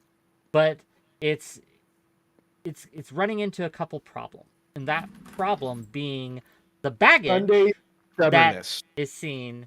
Well, that too. But there is a lot of baggage loaded in the term. Well, I think the principal baggage is that we're supposed to be arguing about Jordan Peterson's maps of meaning, but I have yet to hear a quote from Jordan Peterson actually saying what his take on religion is. I've been debating with Jung about religion. Okay, I specifically picked the quote that was most like controversial that most people have heard of. But I need a quote. I don't need a quote that's controversial. I need a quote that tells me in clear terms what does Jordan Peterson mean when he says religion/religious. Are you familiar with That's Death what I of the need. Author? Does it matter what he meant if Jung took a meaning from it? Can we not just deal with Jung's meaning? Why do we have to It look at matters. Jordan It Peterson's only. meaning? You're correct. We can philosophically argue Yes. about that, but however, the title of the debate concerns maps of meaning, not P.F. Jung. I put my titles as clickbait all the time. You should know this. You've been on my show long enough to know this. I am more the curious. reason why P.F. Jung wanted to talk about maps of meaning. That's Hello? the only reason why we're here. No, P.F. Jung wanted to talk about maps of meaning because he wanted to talk about his views on religion and it being part of everyone. I've had He this wanted to conversation talk about with someone Jung else's before. book that he disagrees with. wanted to talk use about Yes, his that but as views. a- maps of meaning inform my philosophical perspective that I try to present to you now. That you Yes, so that's superficially exactly why he dismiss. brought you here. I don't know how you did not know that, but apparently you did not. So Let me just say, the actual reason that I brought Sunday here is because I believe Sunday is honestly one of my favorite characters in this space that I have had the pleasure of interacting with, and I correctly guessed That's that had insane. we got brought together in a oh my god, hold on, my according to my chat, my microphone is not working, and so this epic. According to someone in my chat, rant. LMAO at President Sunday pronouncing Claude Lévi-Straux's name as Lévi-Strauss. You moron, not all ending syllables are silent in French. That one is, though. It's not Lévi-Strauss. It's Lévi-Strauss. Okay, all right. Yeah. It should be good. Pretty sure that it is now that anyways. to You can laugh at my me later if it's not. to my chat. I should be able to hear it. You sound myself, fine to in me. fact. Wick, are you hearing it fine? Sounds yeah, fine. it's coming through on my end just fine. What did Sam fuck? You're Sorry. distracting us. Okay, you were saying President Sunday is your favorite because why? Because You just ended it there. It's fine by me. I agree. Let me fix my mic. Sunday, would you like to retort to my epic concession of friendship and love? No. It's the one How do you person feel who said about all that? night. I wish I was asleep, honestly. Why do you not like Jung? Why Here are we you go. frustrated with this conversation? We should be good. I'm not frustrated with the conversation. It's going exactly as I expected it would. You told me earlier that you thought it was going to suck. And it does. Fair I'm enough. not frustrated. Why does Oh! it suck in your opinion? Let's go back to the diagram. The progression is exactly as I predicted. Full bore ahead. Hold on. Let's now that we've proven that this is that Sunday and I agree on the merits of maps of meaning because we're talking right now. Sunday, do you I guess what is your issue? Mm-hmm. It doesn't sound like you have much of an issue other than a kind of an inquisitive semantic dispute, which is valid. But it sounds like, simply aligning on the definitions that Peterson's put forward, you're basically cool with that, right? Well, no, I haven't seen any, and the ones that I've given, I mean, so it's tricky because you can use words in a way that is not consistent with anybody else in your field and still apply them in a consistent way that develops a system out of it. This happens a couple of times. There's some respectable thinkers who do so. Yeah, like Jordan One Peterson. in point of fact, one of my issues with Peterson talking about the moral as if it's simply a given category in antiquity is that that way of speaking about the moral is actually very recent. We don't tend to think of morals as guiding towards some absolute end until about the time of Kant. So one of my issues with him is that it's not that his system, such as it is, or rather, it's not that you can't reconstruct it into something coherent. It's that the system, such as it is fundamentally pretending to be a work of anthropology and to describe real instances of communities in history, but it does so on the basis of the crudest interpretations of them, based essentially on vibes. It's not good. Based on vibes. Why? Yeah. Why do you think Jordan Peterson has a lot of academic success? If he's just doing it all based on vibes. A lot of academic success. Yeah, he was In a what respect? professor at Harvard. He's in the top 1% of published Sure. I couldn't psychologists. begin. Well, what do you mean by in the top percent of published By psychologists? the what is it called? The N score or the Certainly not by the H number of index. H index. H index. certainly Top not by the number of 1%. citations of his work. He's practically unengaged with by serious anthropologists and Oh, psychologists, except as a curiosity. well, serious anthropologist and psychologist, by your definition, is not a reliable descriptor, we could say. He's in the top 1% in terms of H-index published paper. So it sounds like if he's as foolishly pedantic as you make him out to be, then how do you explain his overwhelming success in the field of academia? Citations of maps of meaning. Why is it that when Well, he engages to what are you with... referring to? Let's see. Just So look if up I his go H-index. if I go to PsychNet, cited by 106 in 20 years. My buddy 𝕾𝖎 is playing 𝕵𝖎𝖎 3, by Let's the way. I see. just got the notification on Steam. Sweet. One of them is a citation by Jordan Peterson. What do you think of his work in personality psychology? Let's kind of move back from the don't. religious. I don't. Oh, you... One of the reasons why I'm not interested in his work in personality psychology is precisely because how he construes the category of personality in the first place is incredibly vague and motivated. So, for example, By in all that means, chart we were continue. looking at, well, in that chart we were looking at earlier, when it's talking about like personality as manifested at the highest level of resolution, what has he done to actually justify this as a representation of the underlying structure of personality? Or what has he done to identify personality anyways? We don't have the charts at hand. I'm talking about the psychometrics. He talked about the big five. His work for the big five. Yeah, the psychometrics. Of course, the psychometrics. Don't give me that look. You know the psychometrics. Don't you, Mr. For my President? audience, why don't you simply tell us what the psychometrics are? Jordan psychometrics Peterson's... has to do with quantifying psychological properties through things like surveys and whatnot. I have no idea what he's talking about here. Jordan Peterson's area of expertise, to the degree that he has one, because many people, would say, "Oh, he's not a philosopher, he's not a social scientist." Okay, fair enough. He is a, well, I don't want to stir up drama about the label psychometrician, because I know in the past Sunday's had some issues with the term let's stick to what psychometrician. I've got no issue with the Jung. Jordan Peterson's Jordan Peterson, yeah. grounding is in personality psychology, specifically in the field of psychometrics, specifically under the in regard to the Big Five model of personality, which is the gold standard of personality modeling in the field of personality psychology. The Big Five: conscientiousness, What do you mean? openness to Gold experience, standard with respect to extroversion, what? No, but gold standard with respect to agreeableness, what? and neuroticism. No, but the gold standard of what?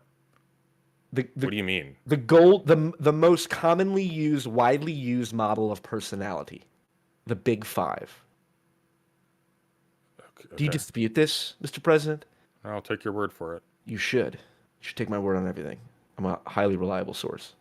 And so Jordan Peterson's expertise is in this field, and he is very well cited for his contributions of not just of expanding the Big Five into the Big Ten, which is a unimportant detail. I'm looking at his citations here, and most of these, or a good portion of them, of only 100, and once again, 20 Sunday, years for maps you of are meaning, probably are by Jordan Peterson. high in openness. No, you're high. I was only drinking. You're one's high, one's drunk, one's frustrated, because I think that we could have an interesting conversation. A lot about of these this, but citations are by Peterson. A lot of these citations are by Peterson himself. Let me ask you a question, Sunday. He's not well cited. This is something I'm thinking of right now. Do you think that arguing about philosophy on the internet is productive in any generally? Sorry, say again. I'm reading. Do you think that arguing about philosophy on the internet is a productive endeavor? Because I'm having doubts right now myself. Sorry, let's see. So Jordan Peterson, We'll wait under on him best to finish psychology scientist. I don't know what this is exactly. Trying to engage here. Probably Quick. nothing. I know. I'm trying to learn something about that claim you made about the best cited psychologist. Okay. I'd like to get an does answer that- on this, though. While he this does is that, relevant. while he thinks of the answer to your question, right? I guess I would ask, Jung, what did you hope to accomplish? What in ideal What did I Jung hope to world? In accomplish? ideal Jung world, what would have this conversation look like to succeed whatever objective you have here? Like, what would the I would have conversation liked look like? President Sunday to have come out and said, That Jordan seems to Peterson- be a false statement. He's not one of the most cited psychologists alive. Sorry, what were you saying? But to be clear, He's in the top Jung- 1% hold H on. index. Jung did not claim he was. Jung made no claim about the level of his citations. He made the claim that he was in the top 1% of The top 1% of what? which he Fact hasn't checked. defined what the H index 5 is. Pinocchios. Wick just gave Sunday 5 Pinocchios. What is You are The H- but no, discrediting- no, I'm asking you a hang question, on. Jung. No, but what wait, is wait, the the H H index is asked. The H index is the number of publications for which an author has been cited by other authors. Citations. true? I don't know. Ask ChatGPT. That's where I get most of my information from.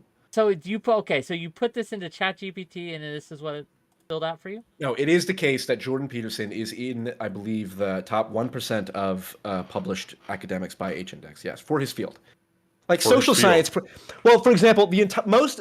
How about this? Let's argue about this. This is more fun. What do you mean by The field? Like which field? Certainly not psychology. Like anthropology and the humanities and social science. Almost all of those papers are absolute garbage. Most papers are not. What's your cited favorite once. one? The ones that are the 80% that are not cited one time. What's your favorite one? Could you imagine being in a field in which 80% of the published papers are not cited one time? Wouldn't that be embarrassing? Like a physics paper. To like produce a physics paper is a tough ordeal because you know it's true or not. Either the physics law that you claim exists in application can be proven or not. A social science paper. Hey, Sunday, I got a question for you. What do you Sure. think of the grievance studies hoax? Are you familiar? Loosely. What do you think of that? I don't think much of it. Are we talking? We're not Do talking you about. We're think talking about that the recent it James reve- Lindsay one, right? Yeah. Well, one where of the- James one of Lindsay the- submitted a sham one of the- paper.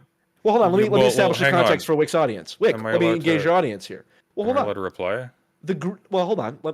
Let me set the context to enrich in your reply. I'm helping you by providing context here. Okay. Famed renegade academic James Lindsay and Peter Boghossian and Helen Pluckrose, 3 academics, they produced a series of papers and submitted them to publication to queer feminist journals or something like that, like social science journals. And one of them, I believe, was they took Hitler's speech about. They made shit up and tried to get it published under legit journals, basically. And it did get published, And it did. thus indicating the absolute sham level of journalistic integrity in these journals. Now, that's field of social science. Well, that's not the field Why of should social I care? science. This is actually a hodgepodge of journals. I very much doubt you can name one off the top of your head, but leaving that aside, we actually did on my channel true. go through the papers that were submitted because we were interested in exactly what Boghossian was doing. Yeah, you can find it on my live stream list, I believe. I'll have to post Why'd you it say somewhere. vaguely familiar then? Because it's been a hot minute.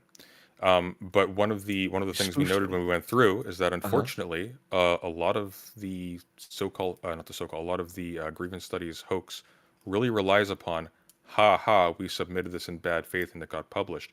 The essays themselves that were accepted were for the most part not actually philosophically incoherent. And unfortunately, the nature of academic publishing is not that they only publish things the authors agree with. Sometimes an absurd paper that is well argued or sufficiently argued or whatever can get through. And sometimes just because a paper publishes philosophical themed papers does not mean it is a reputable or representative philosophical source either. This is why the grievance studies host established literally nothing.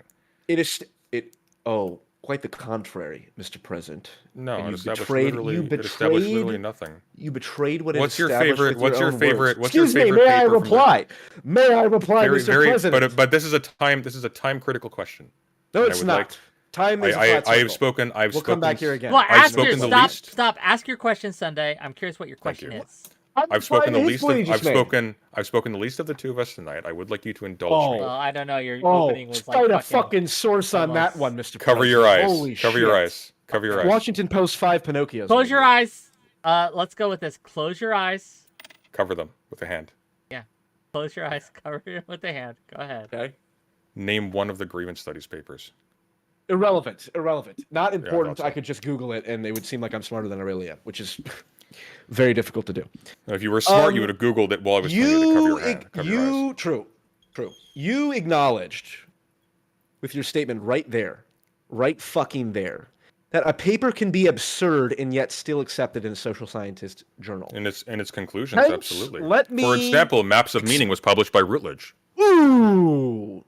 Not a good example, because Maps of Meaning is incredibly base. Okay, but these absurd papers that were accepted, if by your own standard, a field will accept a paper that is absurd, then I call into question the validity of that field. I dare you to find me a physics paper which you would regard as absurd. You couldn't, because it wouldn't be accepted if it was absurd. Because in No, order it's for it 'cause to I'm be not a physicist. accepted, I don't read that it shit. must prove. But I reality. am curious though. In addition, if indeed you're going to say that these journals are representative of all the social sciences, can you name one of those? Hufflepuff magazine. Listen, it doesn't matter what it's called, right? It's all wizard speak to me, right? It's irrelevant. That's what I thought. Okay. Let me ask you this. This is the original question I want to ask you. Well, I And I have think an this is- example of this actually that I just read about, and it ahead. was yeah? from Nature magazine. Okay. Nature Journal. Okay. Nice. Recently, a climate scientist published in Free Press, and his name escapes me for the moment, but I'm sure I can Google this up. Basically, he admits that in the process of putting together his study, Oh, I know what you're talking about. That's not fair to him, though. To be fair, this is also in STEM, so it doesn't really bear on me. But that's not necessarily fair. So what that author was pointing out was Whoa! that as the a context that Wick was trying to establish. well, I here. think you know what I'm talking about, though, right? I don't know what you're talking about. Okay, well, well, let me continue explain. explaining. Let me explain. Yeah. Sure. So basically, he makes the argument that in order to have the best chance of his article, his science being published in the big, Nature is the premier, right, of scientific journals, that he was sure to frame the data in a way. Well, I don't know about that, but it is big. Yeah. Yeah. I would go so far to say it is An the unimportant premier, detail, but go ahead. Its only competitor is, I think, science. But anyway, so Apparently, it was a fraudulent paper in 2013 as well, so it's interesting. But that's tricky to establish quickly. that's Sorry, a- as you this is- were. My apologies. different thing. But basically, he's saying As you were, he peon. framed the data in a way that he knew the editorial will like. It wasn't fraudulent data. It was accurate, right? But it's knowing what the editors wanted for Yeah. him to publish a paper shaped how he conducted the study. And that and his claim is that this happens all the time. Well, I don't think it's how he conducted the study. I think it's how he published the findings. I think that's crucial. I think how he compartmentalized it, and I think I could be wrong on this because I haven't looked at it in I think it's been about a week. Well, but it I happened think I think this came out like a week, 2 weeks ago. So. About a week ago. It was a little bit ago. So I actually really appreciate him pointing this out. That dumb physics lady on YouTube was down and served for lying. But I think the thing that he was pointing out is that one of the problems with how academic publishing works is that certainly when you're talking about science articles for popular consumption, is that they want to sell magazines, and one of the ways you sell magazines is you have explosive, scary, bombastic, whatever. Elon Musk has figured out how to create telepathy with microchips, and then you actually read the article and you go through, and it actually, what it is Elon Musk has managed to make nerves interact with a magnet or something. I don't know what Elon Musk does, but you get the idea. I think the point he was making, which was good, this isn't like a so-called test. What he was pointing out is that there are issues with academic publishing, specifically under capitalism as it happens, that result in people in some sense being less than upfront about their motivations about presenting information in a particular kind of way. And I think that's good that he did that. I think there is a moral failing on some level that we allow ourselves to play into that anyways, but it's also a condition of doing science for a lot of people too. So there's sort of that's different though from the so-called hoax, or from the, I keep saying so-called. That's different from the grievance studies hoax. It was meant to ape the so-called hoax. It did so badly, even though the so-called hoax kind of sucked anyways. But the issue with the grievance studies hoax is that its goal was not to actually pinpoint actual structural issues in a carefully defined field of study and research and publishing. Instead, what it is, it just fired willy-nilly papers that they deemed to be silly in their aims, even if they passed muster in terms of their content. And they didn't really sharply delineate between a good journal and a bad journal, a reputable journal and a disreputable journal. They just went for whoever would publish, and they took what they got at random. And they're like, see, look, academia is bunk, and that's silly. For a start, because even if you could prove, for example, that every single reputable journal was garbage, that would not in itself indicate that no academic work being done in the universities, for example, is any good, or even the majority of it isn't any good. These are two separate things. It's just a garbage stunt at the end of the day. Sorry. I want to move away from this specific. I would like to ask something. Oh, go ahead, ask your thing. But I want to make we keep going into the very the nitty gritty rabbit holes. Right. And I think I want to keep this more high level. But go ahead. Yeah, let's take it to the top. Sunday. Yes. Do you think it is productive to argue, as we are arguing, about philosophy on the internet? What do you hope to achieve in your engagements, like the one we're having now? Not this one in particular, but in general. Oh, in general? Oh, this one, views and clicks. In general, I don't know. Depends. Depends on the conversation. Like, what is the goal with your channel? What are you trying to accomplish? Just for reference, my goal. It's an outlet. It's a creative outlet. I like to study political theory, and the channel allows me to do that as a living. Do you hope to achieve a certain outcome? Are you trying to get involved in politics at all? Are you trying to act out any of the stuff that you? No, clearly not. I'm on YouTube. Well, YouTube is one of the most powerful platforms for spreading your message and engaging in political action. I think it's one of the most powerful platforms for spreading your message if you already have an audience at a large scale. But in terms of getting it out there, if you don't, the market's saturated. It's incredibly difficult, and especially if you're doing any material that has any sort of like barrier to entry, like political theory, where it gets really dense very fast. I'm not going to have that kind of popular audience. Not that delusional. Well, not with that attitude. But no, what do you hope? Fundamentally can't. Okay, but like that's why nobody who is successful does the stuff that I do. Or maybe the stuff that I do is just not popularly oriented. Like we did. Okay, that's fine. Yeah, we were there's reading no right like or a wrong Bataille answer paper here. a couple nights ago. I'm curious. I'm curious because, like, for example, like Wick, you properly asked, what did I hope to get out of this conversation? I'm not really sure. Obviously, look, Sunday and I are. You know that scene from Pirates of the Caribbean where Jack Sparrow and Barbarossa are dueling, and then Barbarossa leans back as a zombie and he says, "Well, Jack, two immortals stuck in an eternal combat. What should we do about it?" And Jack Sparrow says, "Well, you could surrender." Which be two and then they keep immortals going locked back in an epic battle till Judgment Day, or something like that. Yeah. Goddamn thing. That's what I. Yeah. Yeah. And and it's we're just two epic characters, and this is an epic conversation of fun and joy. But I do think in the middle, like, yeah, what am I? Like what? Because I think to myself, maybe it's only important to argue about philosophy as a last minute resort. Like, why even care about philosophy to begin with? Like, you should start by. It seems like philosophy is only important once you've found your initial disagreements that are far more practical. In terms of like, well, the merits of maps and meaning. It's like, well, oh, look at Hegel over here. Is that what Hegel would say? I don't know much about Hegel. Look, I'm going to admit this, and this will surprise people. I haven't read that much philosophy. And I actually don't know much in general. Go on. But yeah, I guess, because I am interested in, like, I'm very concerned fundamentally about polarization. Right? Like, for example, Sunday, you and I, on paper, are arch enemies. Right? You're some sort of, Marxist, anti-capitalist, No, you're like, to go back to Pirates of the Caribbean, you're like those the twins. The one has like the fake eye. That's who you are. Yep. Yeah. Which one? The tall one or the short one? The taller one? Probably the taller one, yeah. How tall are you? 6. Me too. Okay. And I have a glass You're eye. not my type. Don't get any ideas. Well, hey, like I said, I'll show you my bookshelf after this. Okay.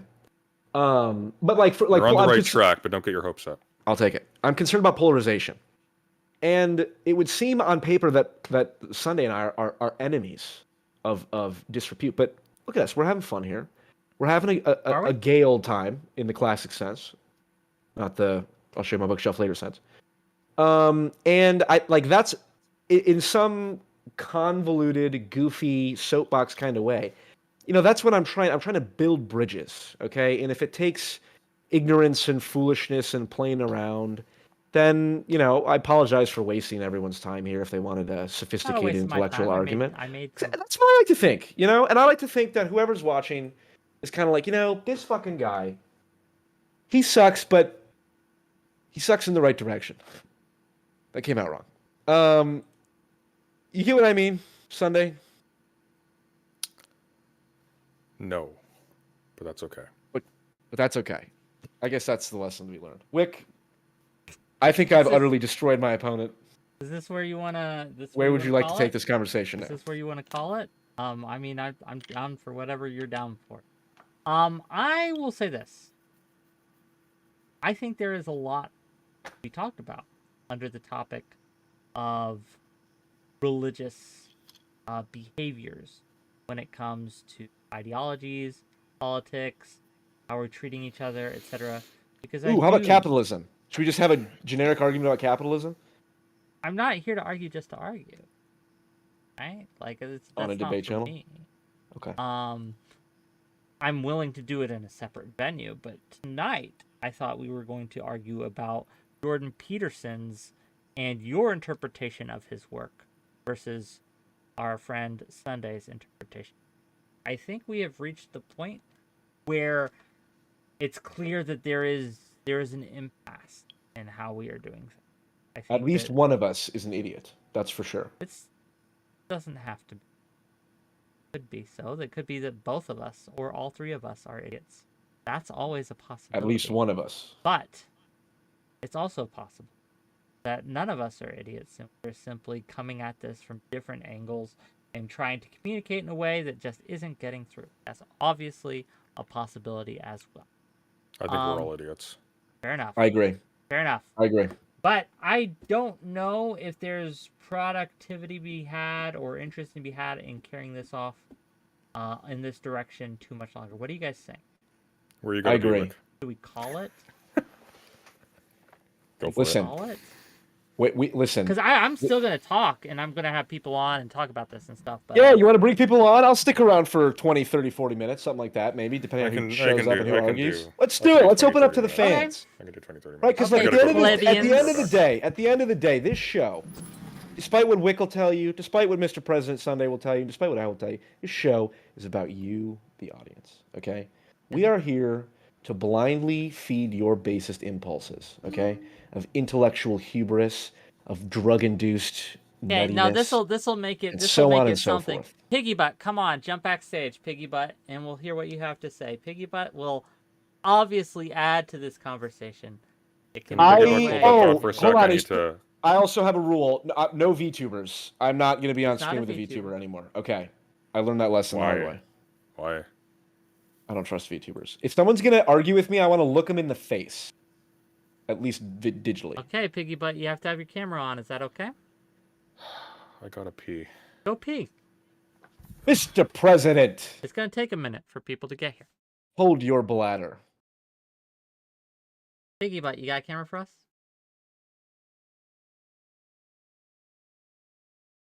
Give him a second. Let him figure out he's muted on his end. You know, did I tell you the lesson I learned from the last debate that I had I'm back. Wick? I made it. What was the lesson? The lesson is, a lesson I would apply here is if someone comes on to a live stream and their name is Piggy Butt, The only fool is the person who argues with that person and takes anything they have to say seriously. So, 𝕵𝖎𝖎𝖙, I hope you throw something out and we can juggle it around in good fun. But I cannot entertain an honest argument with someone named 𝕵𝖎𝖎𝖙. It's fine. I get that a lot. You're not the first person to say that, so it's understandable. Yeah. Let me see. Well, I too will be honest, and I don't know anything about Jordan Peterson's views on morality. What's I think your view? What's your view on religious? Is everyone religious, 𝕵𝖎𝖎𝖙? Are you religious? Yeah, I think we all have these. I think what Carl Jung talked about, like these archetypes that kind of shape who we are, and it's due to like these. Yes. Continue. 𝕵𝖎𝖎's been compromised. I think Okay. we are 𝕵𝖎𝖎's been turned to bacon. Uh-oh. Who the... Wait. That motherfucker that you just brought on screen. Rowan? Where's your goddamn camera, Rowan? Look me in the face before you challenge me. Okay, hold on. Let me turn my camera on. It's because my internet is shitty right here, I and it's understand. Turn your fucking weird. cameras So on, hold though, on. if you got them. Okay, all right. Rowan is a Sunday I don't know who he is. What'd I miss? One of your allies have showed up to stab me in the back. I'm here to represent Twilight. Okay, that's all I'm here to do. So, Yeah, put you're some here. What do you respect got? on it, Paul. While 𝕵𝖎𝖎𝖙 fixes his internet. While Piggy waits. I was down to talk about that same point about the use of the word religious to talk about anything that is axiomatic in nature. I watched part of that on the stream, but I had to walk away for something. What was the conclusion of that, Paul? What did you think? Do you want to use that word for anything that is axiomatic in nature, even if you're an atheist? Or Kind of. Yeah, let's go. Yes, totally. Because it's, yeah. Okay, why? Because it offers more utility. It offers utility. More utility. More utility. Yeah. Well, so I like what Mr. President Sunday said earlier about how why wouldn't you just consider being religious a subset of the already existing kind of human behavior pattern of just believing in any kind of axiomatic value structure, because that came before we had religion in the sense of like theism or deism, right? So why isn't one a subset of the other? Because, as I stated, because these relate to the classically religious stories. We could just look, anytime you have an argument about what language is better, you could just say, well, let's just get rid of the term and use a different term. It's like, sure. Like, we could all be speaking Spanish, and the word religion would not exist at all, and then we'd just be having a different semantic discussion. So, like, most people, when they hear the term religion, they associate it with the Bible and religious ideas about morality and all that stuff. Yeah. And it is, and the things I'm talking about are in that realm of fundamental moral claims that are not based on rationality. They're based on faith. The idea that all humans are created equal or have something divine inherently valuable about them is a religious idea. It's not a rational idea. So if it's not a rational idea, it's a religious idea. Those are the two options you have. It's a faith-based idea or a rational idea.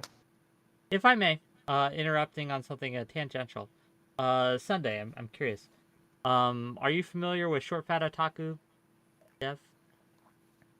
Yeah, he's like a Canadian He wants penguin. me to arrange debates with him versus dumb retards who have blocked him on Twitter. Did I block him on Twitter? Pulling out the Destiny words, I see. I didn't block him on Twitter. Oh, okay, block him on Twitter so I can arrange a debate between. Cool.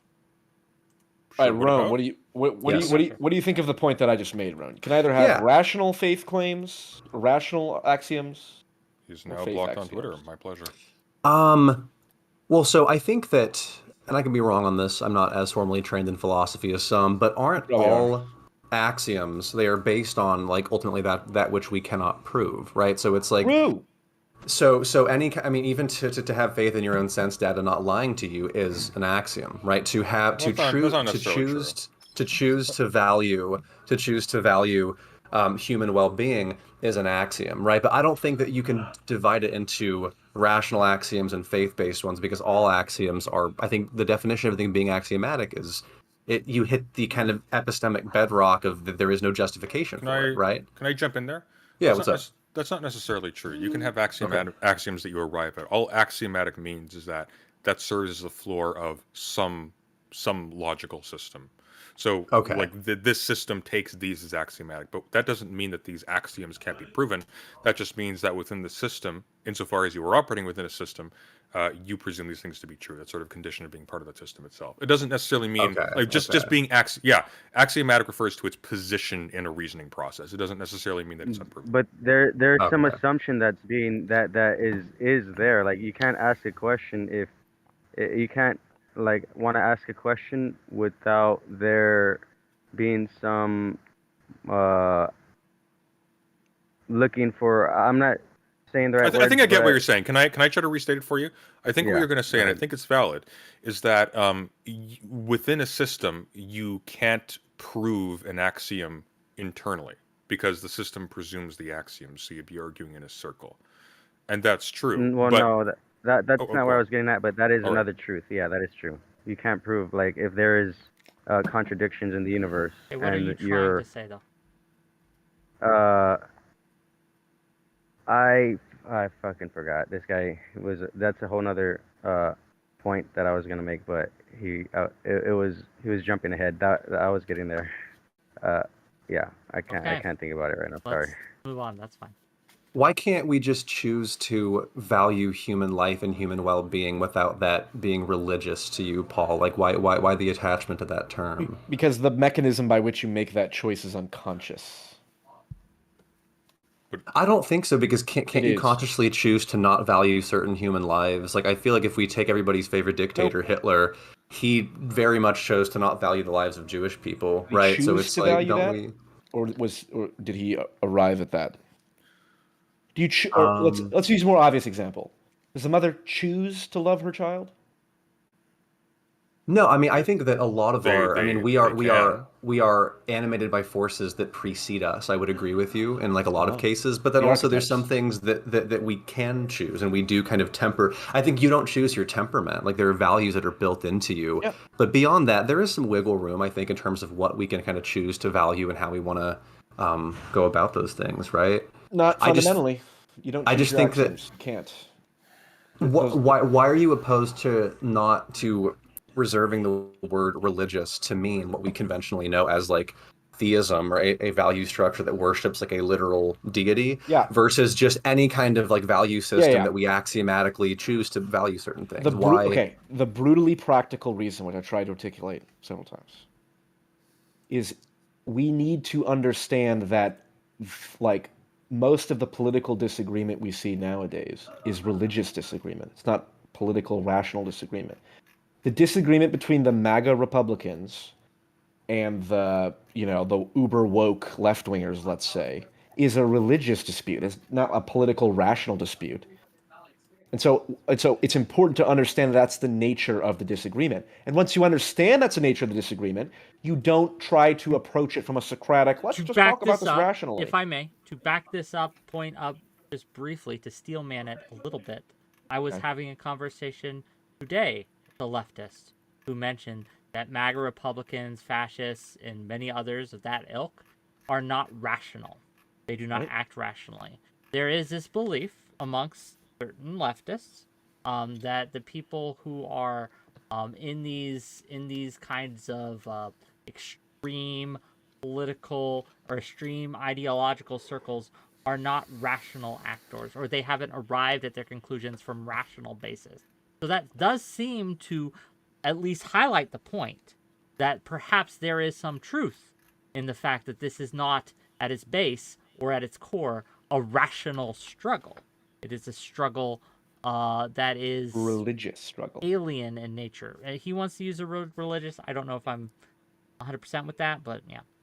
I would consider that a subset of an irrational belief structure, because rather than making like religion the term that is, it's either rational or it's religious, why not be like it's rational or it's irrational, and then a type of irrational belief system could be a religious belief system? Because I mean that I don't know the origins of the word religion specifically, but like to me, whenever I think of that, I picture theism. I picture a god, right? I don't picture any random arbitrary belief system that is behind a political candidate or some kind of cult. Yeah, that's And why you're wildly isn't ineffective it as a political pragmatic? operative, whereas I am incredibly effective because I understand Yes, the world as Yeah, it is.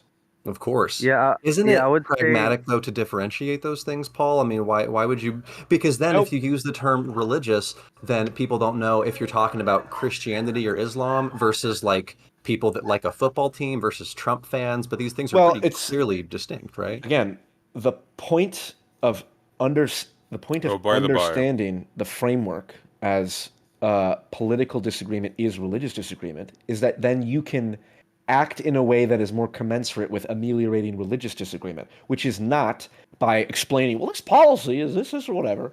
It goes to the very base. You have to speak to their fundamental axioms at a religious level. For example, the Make America Great Again people, I would say, are possessed by the spirit of the, say, the positive aspect of culture in a reductive archetypal sense. It's like, okay, that they're not, the Make America Great Again people didn't arrive at their love for America based on an empirical analysis of the data. They arrived at that belief because it was ensconced in them, much Well, like why isn't other that religious a mob indoctrinations. mentality? Like, why don't you just call that mob mentality? Well, maybe it is. very, very quickly, just a quick point of information from earlier. Very quickly, according to please. I have research. little time here, Sunday. According to research.com, Jordan B. Peterson is ranked according to the DX at the D index at 3,440th. Just to be clear. That's pretty damn good. Out of 6 billion people, that puts him in at least the come top on. 10%. Come on, Six, yeah. 6 billion psychologists. That puts him in at least top 10%. 6 billion psychologists. What did you say? Wait, what did you just say? His D. What is a D ranking? Yeah, what is a D That's ranking? that's not safe for YouTube. Oh, fair enough. Fair All right, enough. Rowan, The what D about- index. What do the you D think index. of? What do the you D think of index having is been? What do you think Jung. of me? Jung, very quickly. The D index is the H index. It's disciplinary specified. Discipline Thank you, specified. Mr. President. Thank you, Rowan. What do you think of me absolutely destroying you just now? Yeah, I think that I will rid you of your centrist mind virus one day, Mr. PF Chang. Okay, that's what I think. Can I ask PF jerk. you, I like Rowan? PF jerk. PF Rowan, jerk. is it Rowan or Rowan? Rowan, like Rowan. Hoenn, the Okay, Rowan, Pokemon gotcha. region. That's where I got Rowan, it from. Like what rowing the would you boat. think as first of all, I don't think I've ever met you, so hi. Hi, hello. Nice second to of meet you. What is, because this just a, if you'll indulge me, a personal issue. What do you define as a centrist? What is a centrist to you? Oh, this should be good. I mean, I think that if you can just pick the middle point between any two endpoints and then make that as wide or as narrow as you want. I think Paul has a very wide net definition of centrism that I reject because he considers people like Destiny and Jordan Peterson to both be a part of that, which are pretty, those are very opposing people in terms of almost every economic policy that exists. So I would consider my version of centrism a bit more narrow. And yet you view Jung as a centrist, correct? He self-identifies as one. I don't know all of his policy beliefs. Enlightened so- centrists. I Peg him don't somewhere. identify Yes. as centrist. Well, you I know Of the enough enlightened to call variety, him lest we a forget. centrist. Yeah, Rowan is a PFing orbiter, in fact. Just So curious. I am you should indeed. know enough. I want to respond real quick to that point earlier, ahead. though, Paul, because the one thing that it seems like you're kind of shoehorning in, you use people behaving in irrational mob mentalities to say that mirrors like a religious structure, which I would agree with. And then you kind of use that to say, well, these people are religious. Yeah, But then that's you not what I'm also doing. say that at the same time, anybody that has any value structure that is axiomatic is religious. So it's not just the people that are behaving in like insane mob ways. You would also say that any person who is an atheist is religious, or Sam Harris is also religious, right? You usually all people are religious. Every human being that has values. Yeah, right? if you are operating, unless you're like maybe you could make the case that a pure psychopath who treats all human beings as objects and is simply guided by pleasure. But even then, you could make the case that pleasure is their god, so to speak.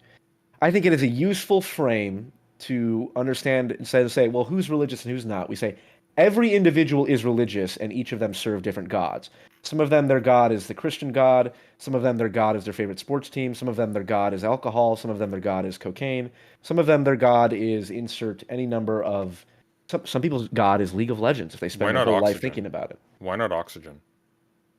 Why not Because- extension in time and space? Why is our God Because not the fact that we're oxygen- three-dimensional? Because why is We're oxygen addicted not to one's oxygen. God? If we have too much of True. it, we'll die, but we need it anyways. Same. I mean, food. You can make the case with food. Why is food? Well, some people's God food is their God. If you become like a food addict. Oxygen. I think that because there's no Hey, Daedalus. difference between hey, people Sunday. who Welcome to breathe hell. or who not breathe. Welcome to hell. Exactly. Religious claim right there. Look at that. Got me there. That makes sense, Ron. Are you finally done yes, being I so think- ignorant? Are you I on think the that train our- of truth? Yes, I'm on the choo-choo train of truth. I think that our difference is semantic. I get what you're saying. I don't like agree. your wording, but on a substantive level, I all don't you're like saying yours. is that all you're saying is that people believe in axioms and people have values, and I would agree with that. And you call that religious, and I would reserve the word religious to mean the people that have those value structures that worship a deity. So Fair enough, but and I would say I that- do get what you're saying, though. I just Well, hold on. Yeah, Fair yeah, enough. that's kind of what I'm here for. Well, hold on. My response to that, simply, Jordan Peterson would not be as successful as he is unless other people resonated with the definitions of religion that he is using. okay, but you can resonate with something that's incorrect. I don't think that's a, Yeah, Well, good- that's. I mean, Yeah, imagine. I imagine Well, people hold said the on, same whoa, thing about L. Ron whoa, Hubbard back in the day. Whoa, we're talking about the Or utility Hitler. of language. Just kidding. The correctness of language is a function of its utility, and the fact that so many people resonate with Jordan Peterson. Actually, is there are indicative weird of resonances utility. between Hubbard and Yeah, I Peterson, just but want to say in this guy's defense, because everyone's attacking him, I do agree. I do agree. We do act in King, religious shit. manners, but enlightened centrist. Welcome to the team. I do feel there's like to a certain extent, like, yeah, I do feel it's just a perspective and like a word thing. It's not really, I don't know. I feel like you're getting too into it. Like, I think Right. it can is a be word called, thing. it can be called just, mob mentality. It doesn't have to be called specifically religion. Religion can refer to more than one thing, which can be a dogmatic mentality or a constant act. If you're doing something over and over again religiously. I smoke weed religiously. Yeah, I do that. If you just follow somebody blindly, that's what people do in religions. They blindly follow the Pope because they're in a certain position of authority, so they're blind. That is what makes religion. Spirituality is supposed to be the point of religions, but when people start listening to other people and losing sight of like their connection to the creator or whatever, then that's when you get a spiritual thing turn into a religious practice. So yeah, that's all I got. I agree that the difference is semantic, but I worry that whenever you do that, you begin to, the term is not equivocate, but you run the risk of just saying that it is equal to be Christian or Muslim, or to believe in climate change, or to believe in evolution, or it's like any belief. Suddenly, you can just say, "Well, this person is religious." And then you are you're drawing an equivalency between essentially then any belief structure, but that's not true because the degrees of dogma vary greatly. And I would say that if you're a person who has values and axioms, but you're a very evidence-based person who could be swayed into other beliefs based on empiricism, versus a person who is dogmatically committed to believing in one interpretation of a god or something. Under your system, you would call both of those people religious, and I think that misses a lot of nuance in their epistemology. I think we're missing something. Just give me a second. Give me a second. Sure. I think that I can't speak for Jung here, but for me, because I can. talk about this sometimes. You have an IQ of old. 250. Stop, You can stop, speak stop, for me. stop, stop. That way of arriving at the conclusion is what makes it religious, right? So someone Which who's way? an empiricist and who looks at the evidence, considers, that is less religious or not religious. Empiricism was conceived by a Christian. Whereas it did. But this idea of dogmatic acceptance, of zealous, like, I am not even going to hear no evil, see no evil, etc. Did Sunday just dip on me? Oh no! Did he just dive? Wow. Present. Okay. But that would Monday be morning has what I arrived. would consider religious thinking, a form of religiosity that a lot of people engage with, and you can have religious thinking to very secular views, or very secular conclusions. So you can Sure, believe in evolution He'll be back. because He's be back. sure. You Yeah. can believe in evolution because people you've trusted have told you this so, and you will hear and brook no counter argument, and you could have arrived at that very secular belief in a very religious way. And a lot of people, more than we would like to think, hold their political beliefs because of this religious way of thinking. They do not look into what they believe. They simply believe it. They have chosen a side in the Crusades, and they will go to war for their side. And regardless of any evidence to the contrary, they will fight and die for their team. And I Yes, think that I is agree.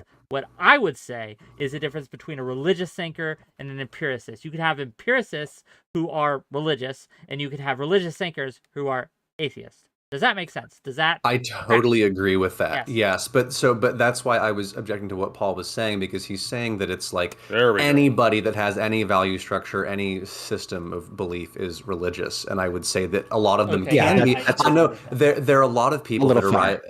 There are a lot of people that arrive at political beliefs that do it in a very like religious, dogmatic way, but that's not necessarily always true, because whenever I think of a person that approaches a thing like a religion, I think dogmatic. I think unfalsifiable hypothesis. I think presuppositionalism. You know, whenever I think of an empiricist who is very skeptical and open to evidence, that doesn't conjure up the idea of being religious to me. If they're like, I'm open to anything. Let's talk. Let's hear evidence. Do you regard yourself as a skeptical empiricist, open to evidence? Yes.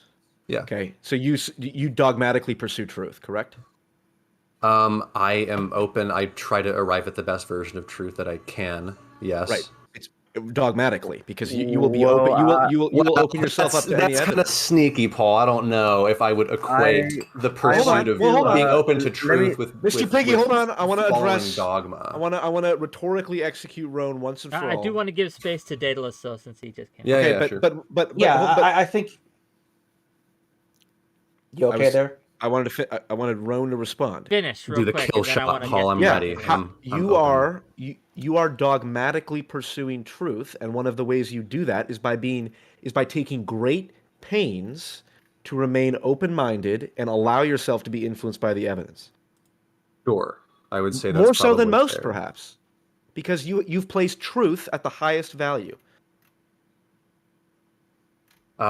Yes, but are you going to equate that to then any person that believes any belief dogmatically is the same as a person that dogmatically wants to pursue what is true? Well, Is that- certainly, like someone who wants to preserve their country is not interested in truth. That's not their highest value. They're dogmatically, Trump supporters. They want to make America great again. But you've decided that's not my yes. highest value.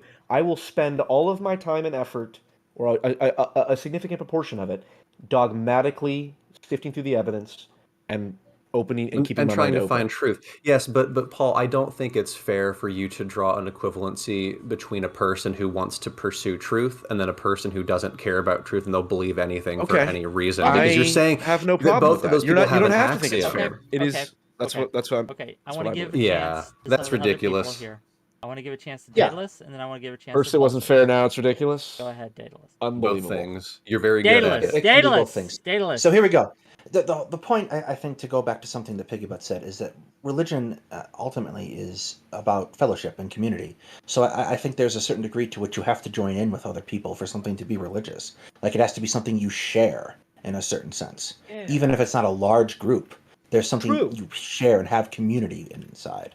Like, that's a very, I think, contemporary conception of our idea of religion. True. Base. Why are you but- saying? Why are you saying true? What you were talking about was entirely individualistic. What you are were talking about. who even are you?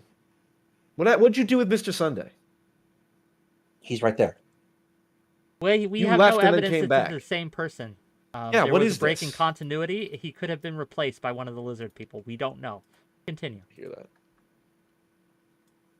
Yeah, religion. Sure, religion is also about morality, which is morality only exists amongst individual subjects. There's no morality if there's only one person.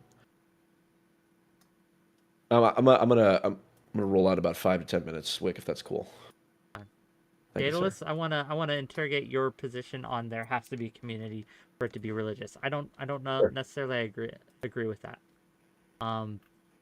Though if one wants to make certain fine distinctions between religion and spirituality, fair enough. It might be just a semantic thing.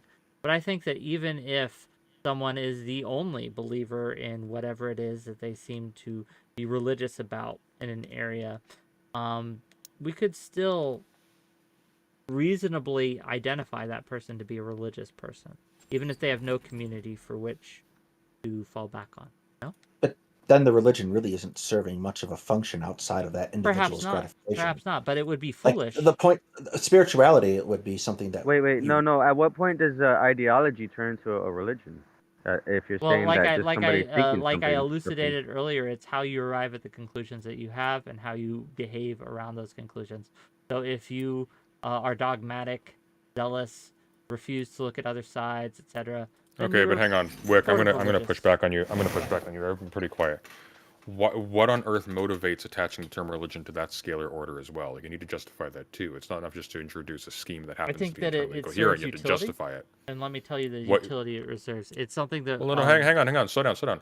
Any coherent system can be imagined to serve the utility that's consistent with any kind of coherent system, because obviously we can. Well, you're asking me why I use the word religion, correct? Is that your question? You're using the word religion out of utility. Yes, and I'm explaining the utility. Yes. Okay, but there's also the negative utility you have to counter as well, which is if you're using that in a way that's not consonant with how it's used by other people who are fruitfully doing so, you're actually creating obfuscation and confusion, which are synonyms, so that was unnecessary. But many people... That created obfuscation and confusion. Many people use it in the way that I am using it, and what they... it properly communicates to people these types of behaviors that we all commonly, at least in the American culture, at least what do you in the Western mean? culture, What do you mean by it properly communicates that we to commonly associate with religious practices and religious beliefs, dogmatism, zealotry, fanaticism, etc. We can point to media that spans. Sorry. So I understand that it corresponds. I understand the label corresponds to certain tropes, but I think that's the problem. That's not itself the solution. The issue is that that term then starts to be used because it's being used to categorize these things under the same umbrella. That now starts to be used to indicate that there's a common causal feature behind them. And I think that's a spurious claim unless you can seriously justify it indicates a very similar behaviors, right? And I think that's the surface level. That's a surface level phenomenon that we're trying to explain.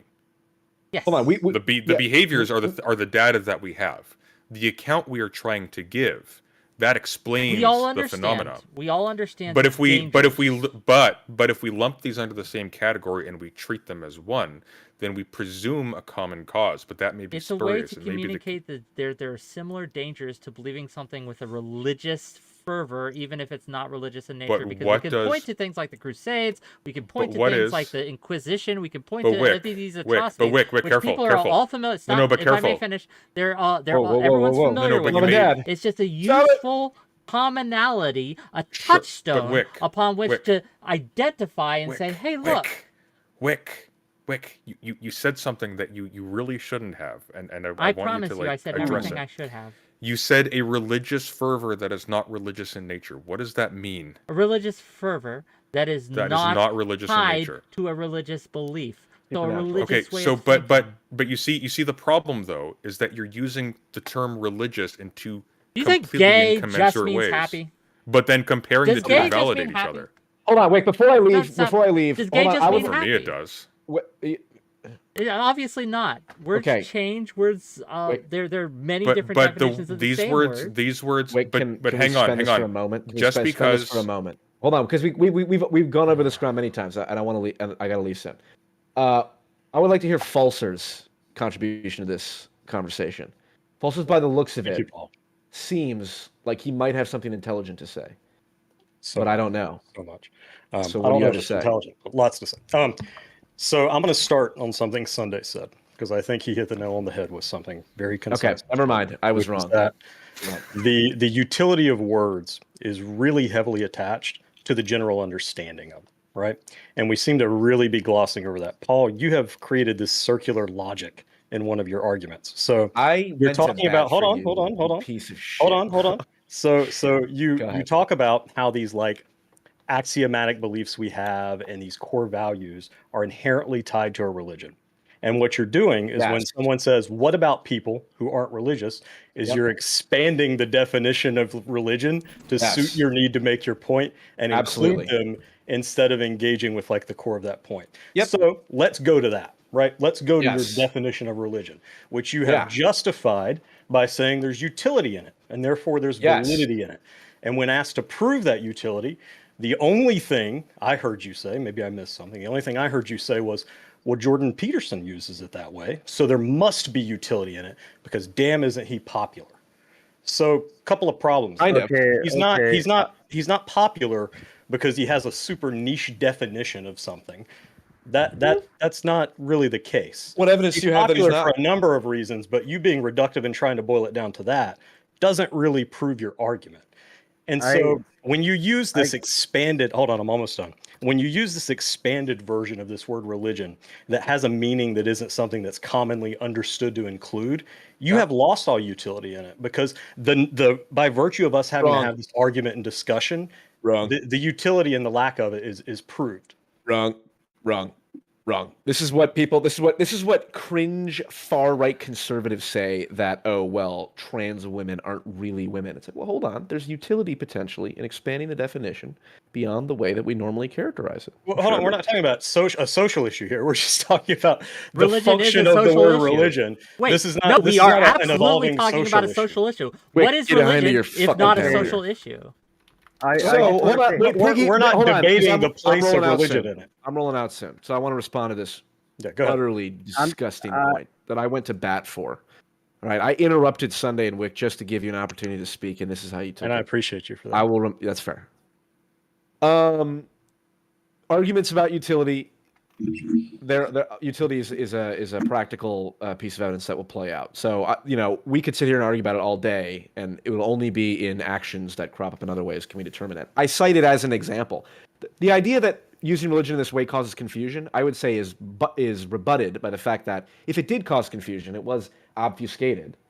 Then it would be hard for me to believe that Jordan Peterson is as successful as he is, given that it's so central to his message. What's wrong with that statement? I'm not saying that proves it, but it's certainly some evidence that it is not as confusing as you suggest. Alex Jones is popular. He speaks to a lot of the same topics. Right. So then the question is, what is Alex Jones right? And what is Alex Jones saying that is causing him to be as popular as it is? Is there any? I don't I think we can get into that in the next 5 minutes. He's saying they're dumping chemicals into the water that turns the frogs gay. I mean, it's that's so funny. not a lie, right? That's actually happening. So Yeah. mean, Oh, do you want to but pull up the wait, I TED want Talk? to say something. I want to say something real quick. As much as it hurts me to defend this guy, because I mean, I feel like Yeah, be made more you are FPF Young. Yeah, Gotcha.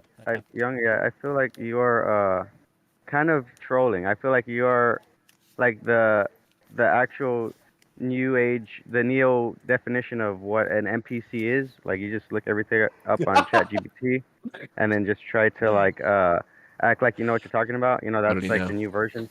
So, but there is some truth in what you're saying when it comes to like definitions should have a variety of ways for you to describe a thing. Like it shouldn't be so narrow-minded, but it's just frustrating hearing it come out of your mouth and me But having to it defend shouldn't you. also be so broad as to lose all meaning. The frogs Yeah, I being know, gay I is agree. actually a really good point here, because it's as if you took that in Alex Jones and you said the frogs must be gay because he's popular. Like that's how you structured your counter argument. No, I said it was. I know you said the definition must mean that Frogs because must Jordan be gay, Peterson's or popular. else they have It's the same violated the gay mechanism that you agenda and they use. will be No, punished. I said I dispute the degree to which you claim First they came the for use the of frogs, and I did the nothing. use of religion causes Isn't the gay obfuscation. agenda just brunch? Causes obfuscation. Because if it did cause obfuscation, I think it would interfere. It would make it difficult for Peterson to be as popular as he is. That was my Your claim. entire argument is a giant obfuscation. Like you've bounced between all these little mechanisms to never address the face counter argument. is an obfuscation. You said, well, people have to be religious in their moral findings because religion includes everyone by nature. True. Right? So like No. By my that doesn't definition, really Makes address the religion mean point. nothing. Right. So then, I is don't know what nothing point- religious if I- everything is I just- religious? I don't know. I don't know what defended people, I don't his- know what point people are making. I was defending his position that, you know, We don't know. Uh-oh. Okay. Jung, thank you for coming. I know you have Thank to go. you. Thank you. I will I'll see you just later. close with this. Thank you all. I appreciate the feedback. I already know I'm right. It's just a matter of convincing everyone else that I'm right. And now that I've heard the talking points of my NPC opponents, I will reformulate my very strategy. religious way of looking at things. That's And fucking internet. I will bring you to the heavenly glory that is truth. Before you That go, you have to Peter- show me your bookshelf. That Peterson's laid out for us. You have to show me your bookshelf. What do you right want now. to What do you want to I zoom in on? just want to see the whole thing. I'll look it over later. Can we get a clear shot? Hold on, let me up the Nice. ISO. Nice. Scroll up a little bit. Let me up the ISO Nice. on this. Sweet. Can you Like like my just you- go? You like Can my you 10? can you Hey, zoom piggy into? bank. Can Look, you it's zoom? piggy. What? Can you zoom into every cubicle? Is that the Wheel of Time? Left to right? Robert It is the wheel of Jordan? time. Hey, Paul, do you have a dictionary we In- could zoom in on to find the word religion? I'm sorry. He called me an NPC with that kind of joke. Please. Piggy called you an NPC. A little bit more to the by right. the We need the way, last. We need the last right side there. A little bit This up. right here is my fiction shelf, and the Bible Sweet. is on it somewhere. I think that's the Bible right there, along with my other fiction books. So there are 4 fucking based. definitions for religious: right, we relating good? to or believing in a religion, forming part of someone's thought about or worship of a divine being. 3, belonging to or relating to a monastic order or other group of people who are united by their practice of religion. Or 4, treated or regarded with a devotion and scrupulousness appropriate to worship. Hey, what's the Sort of definition of reread woman in the dictionary? So What's now, the definition of is, woman? is scientism a religion? Let's answer that question. I think the Science- 4th True. definition No, would let's be not. what It we is, would correct. look at and say that these types of devotion and All right, I'm gonna worship roll. of things are okay. See you later. Thank you, are Wick. kind of, Godspeed. yeah, Appreciate Godspeed. it. Thank you. Thank you. Are Peace, guys. Goodbye, Paul. Peace. yeah, but I am Bye. curious, Falsers, since I have you here, and it's been a while. So hello, welcome back. Hello, thank you. Did you hear my take on this whole thing? Because I do not agree with P.F. Jung that everyone is religious and everything is religious. I think that's silly, but I do think that there are a lot of people who engage in what I would call religious thinking or religious behaviors that may not see themselves as religious at all, but yet they are, again, treating or regarding with a devotion, a scrupulousness appropriate to worship, whatever their ideology, idea, sports team, whatever happens to be. I think that happens a lot, and I think a lot of us are loath to admit it simply because of the baggage that something being religious has. I'm gonna take my leave too. I am deeply under the weather, so Good thank luck. you, Wick, for And we will facilitating. set up, Feel better, man. apparently, I guess, I'm having a Dev versus the World, or a something that's going to be coming up, but I'll get you details. It's on Twitter. Much appreciated, Wick. Have a good one. I had a good suggestion for Bye, you Sunday. for us that we could do. We could do like a thing where we watch a debate and like What we could do, moderate the moderators. what we could do, Uh-huh. okay, is if you're liking this content, hit that like button, hit that subscribe button, follow me if you haven't. If you are enjoying this content, considering subbing to the channel if you have not yet, considering throwing bits my way, donos, gift subs, super chats, etc. But otherwise, I want to hear Falser's answer to my question, and then I'm probably going to end. I agree with you to the extent that we can find these like really vague metaphorical connections with words and larger groups of people, right? It's like this sense of we can say, well, what is an apple? Aren't we all really apples at our core as humans? Because apples have flesh and so do we, and like, we have a core too. Like so like you're but that's not really the intention of the word, I think, a lot of times. And so it's not as if we can't use these words in these really hyper specific ways. Of course we can, right?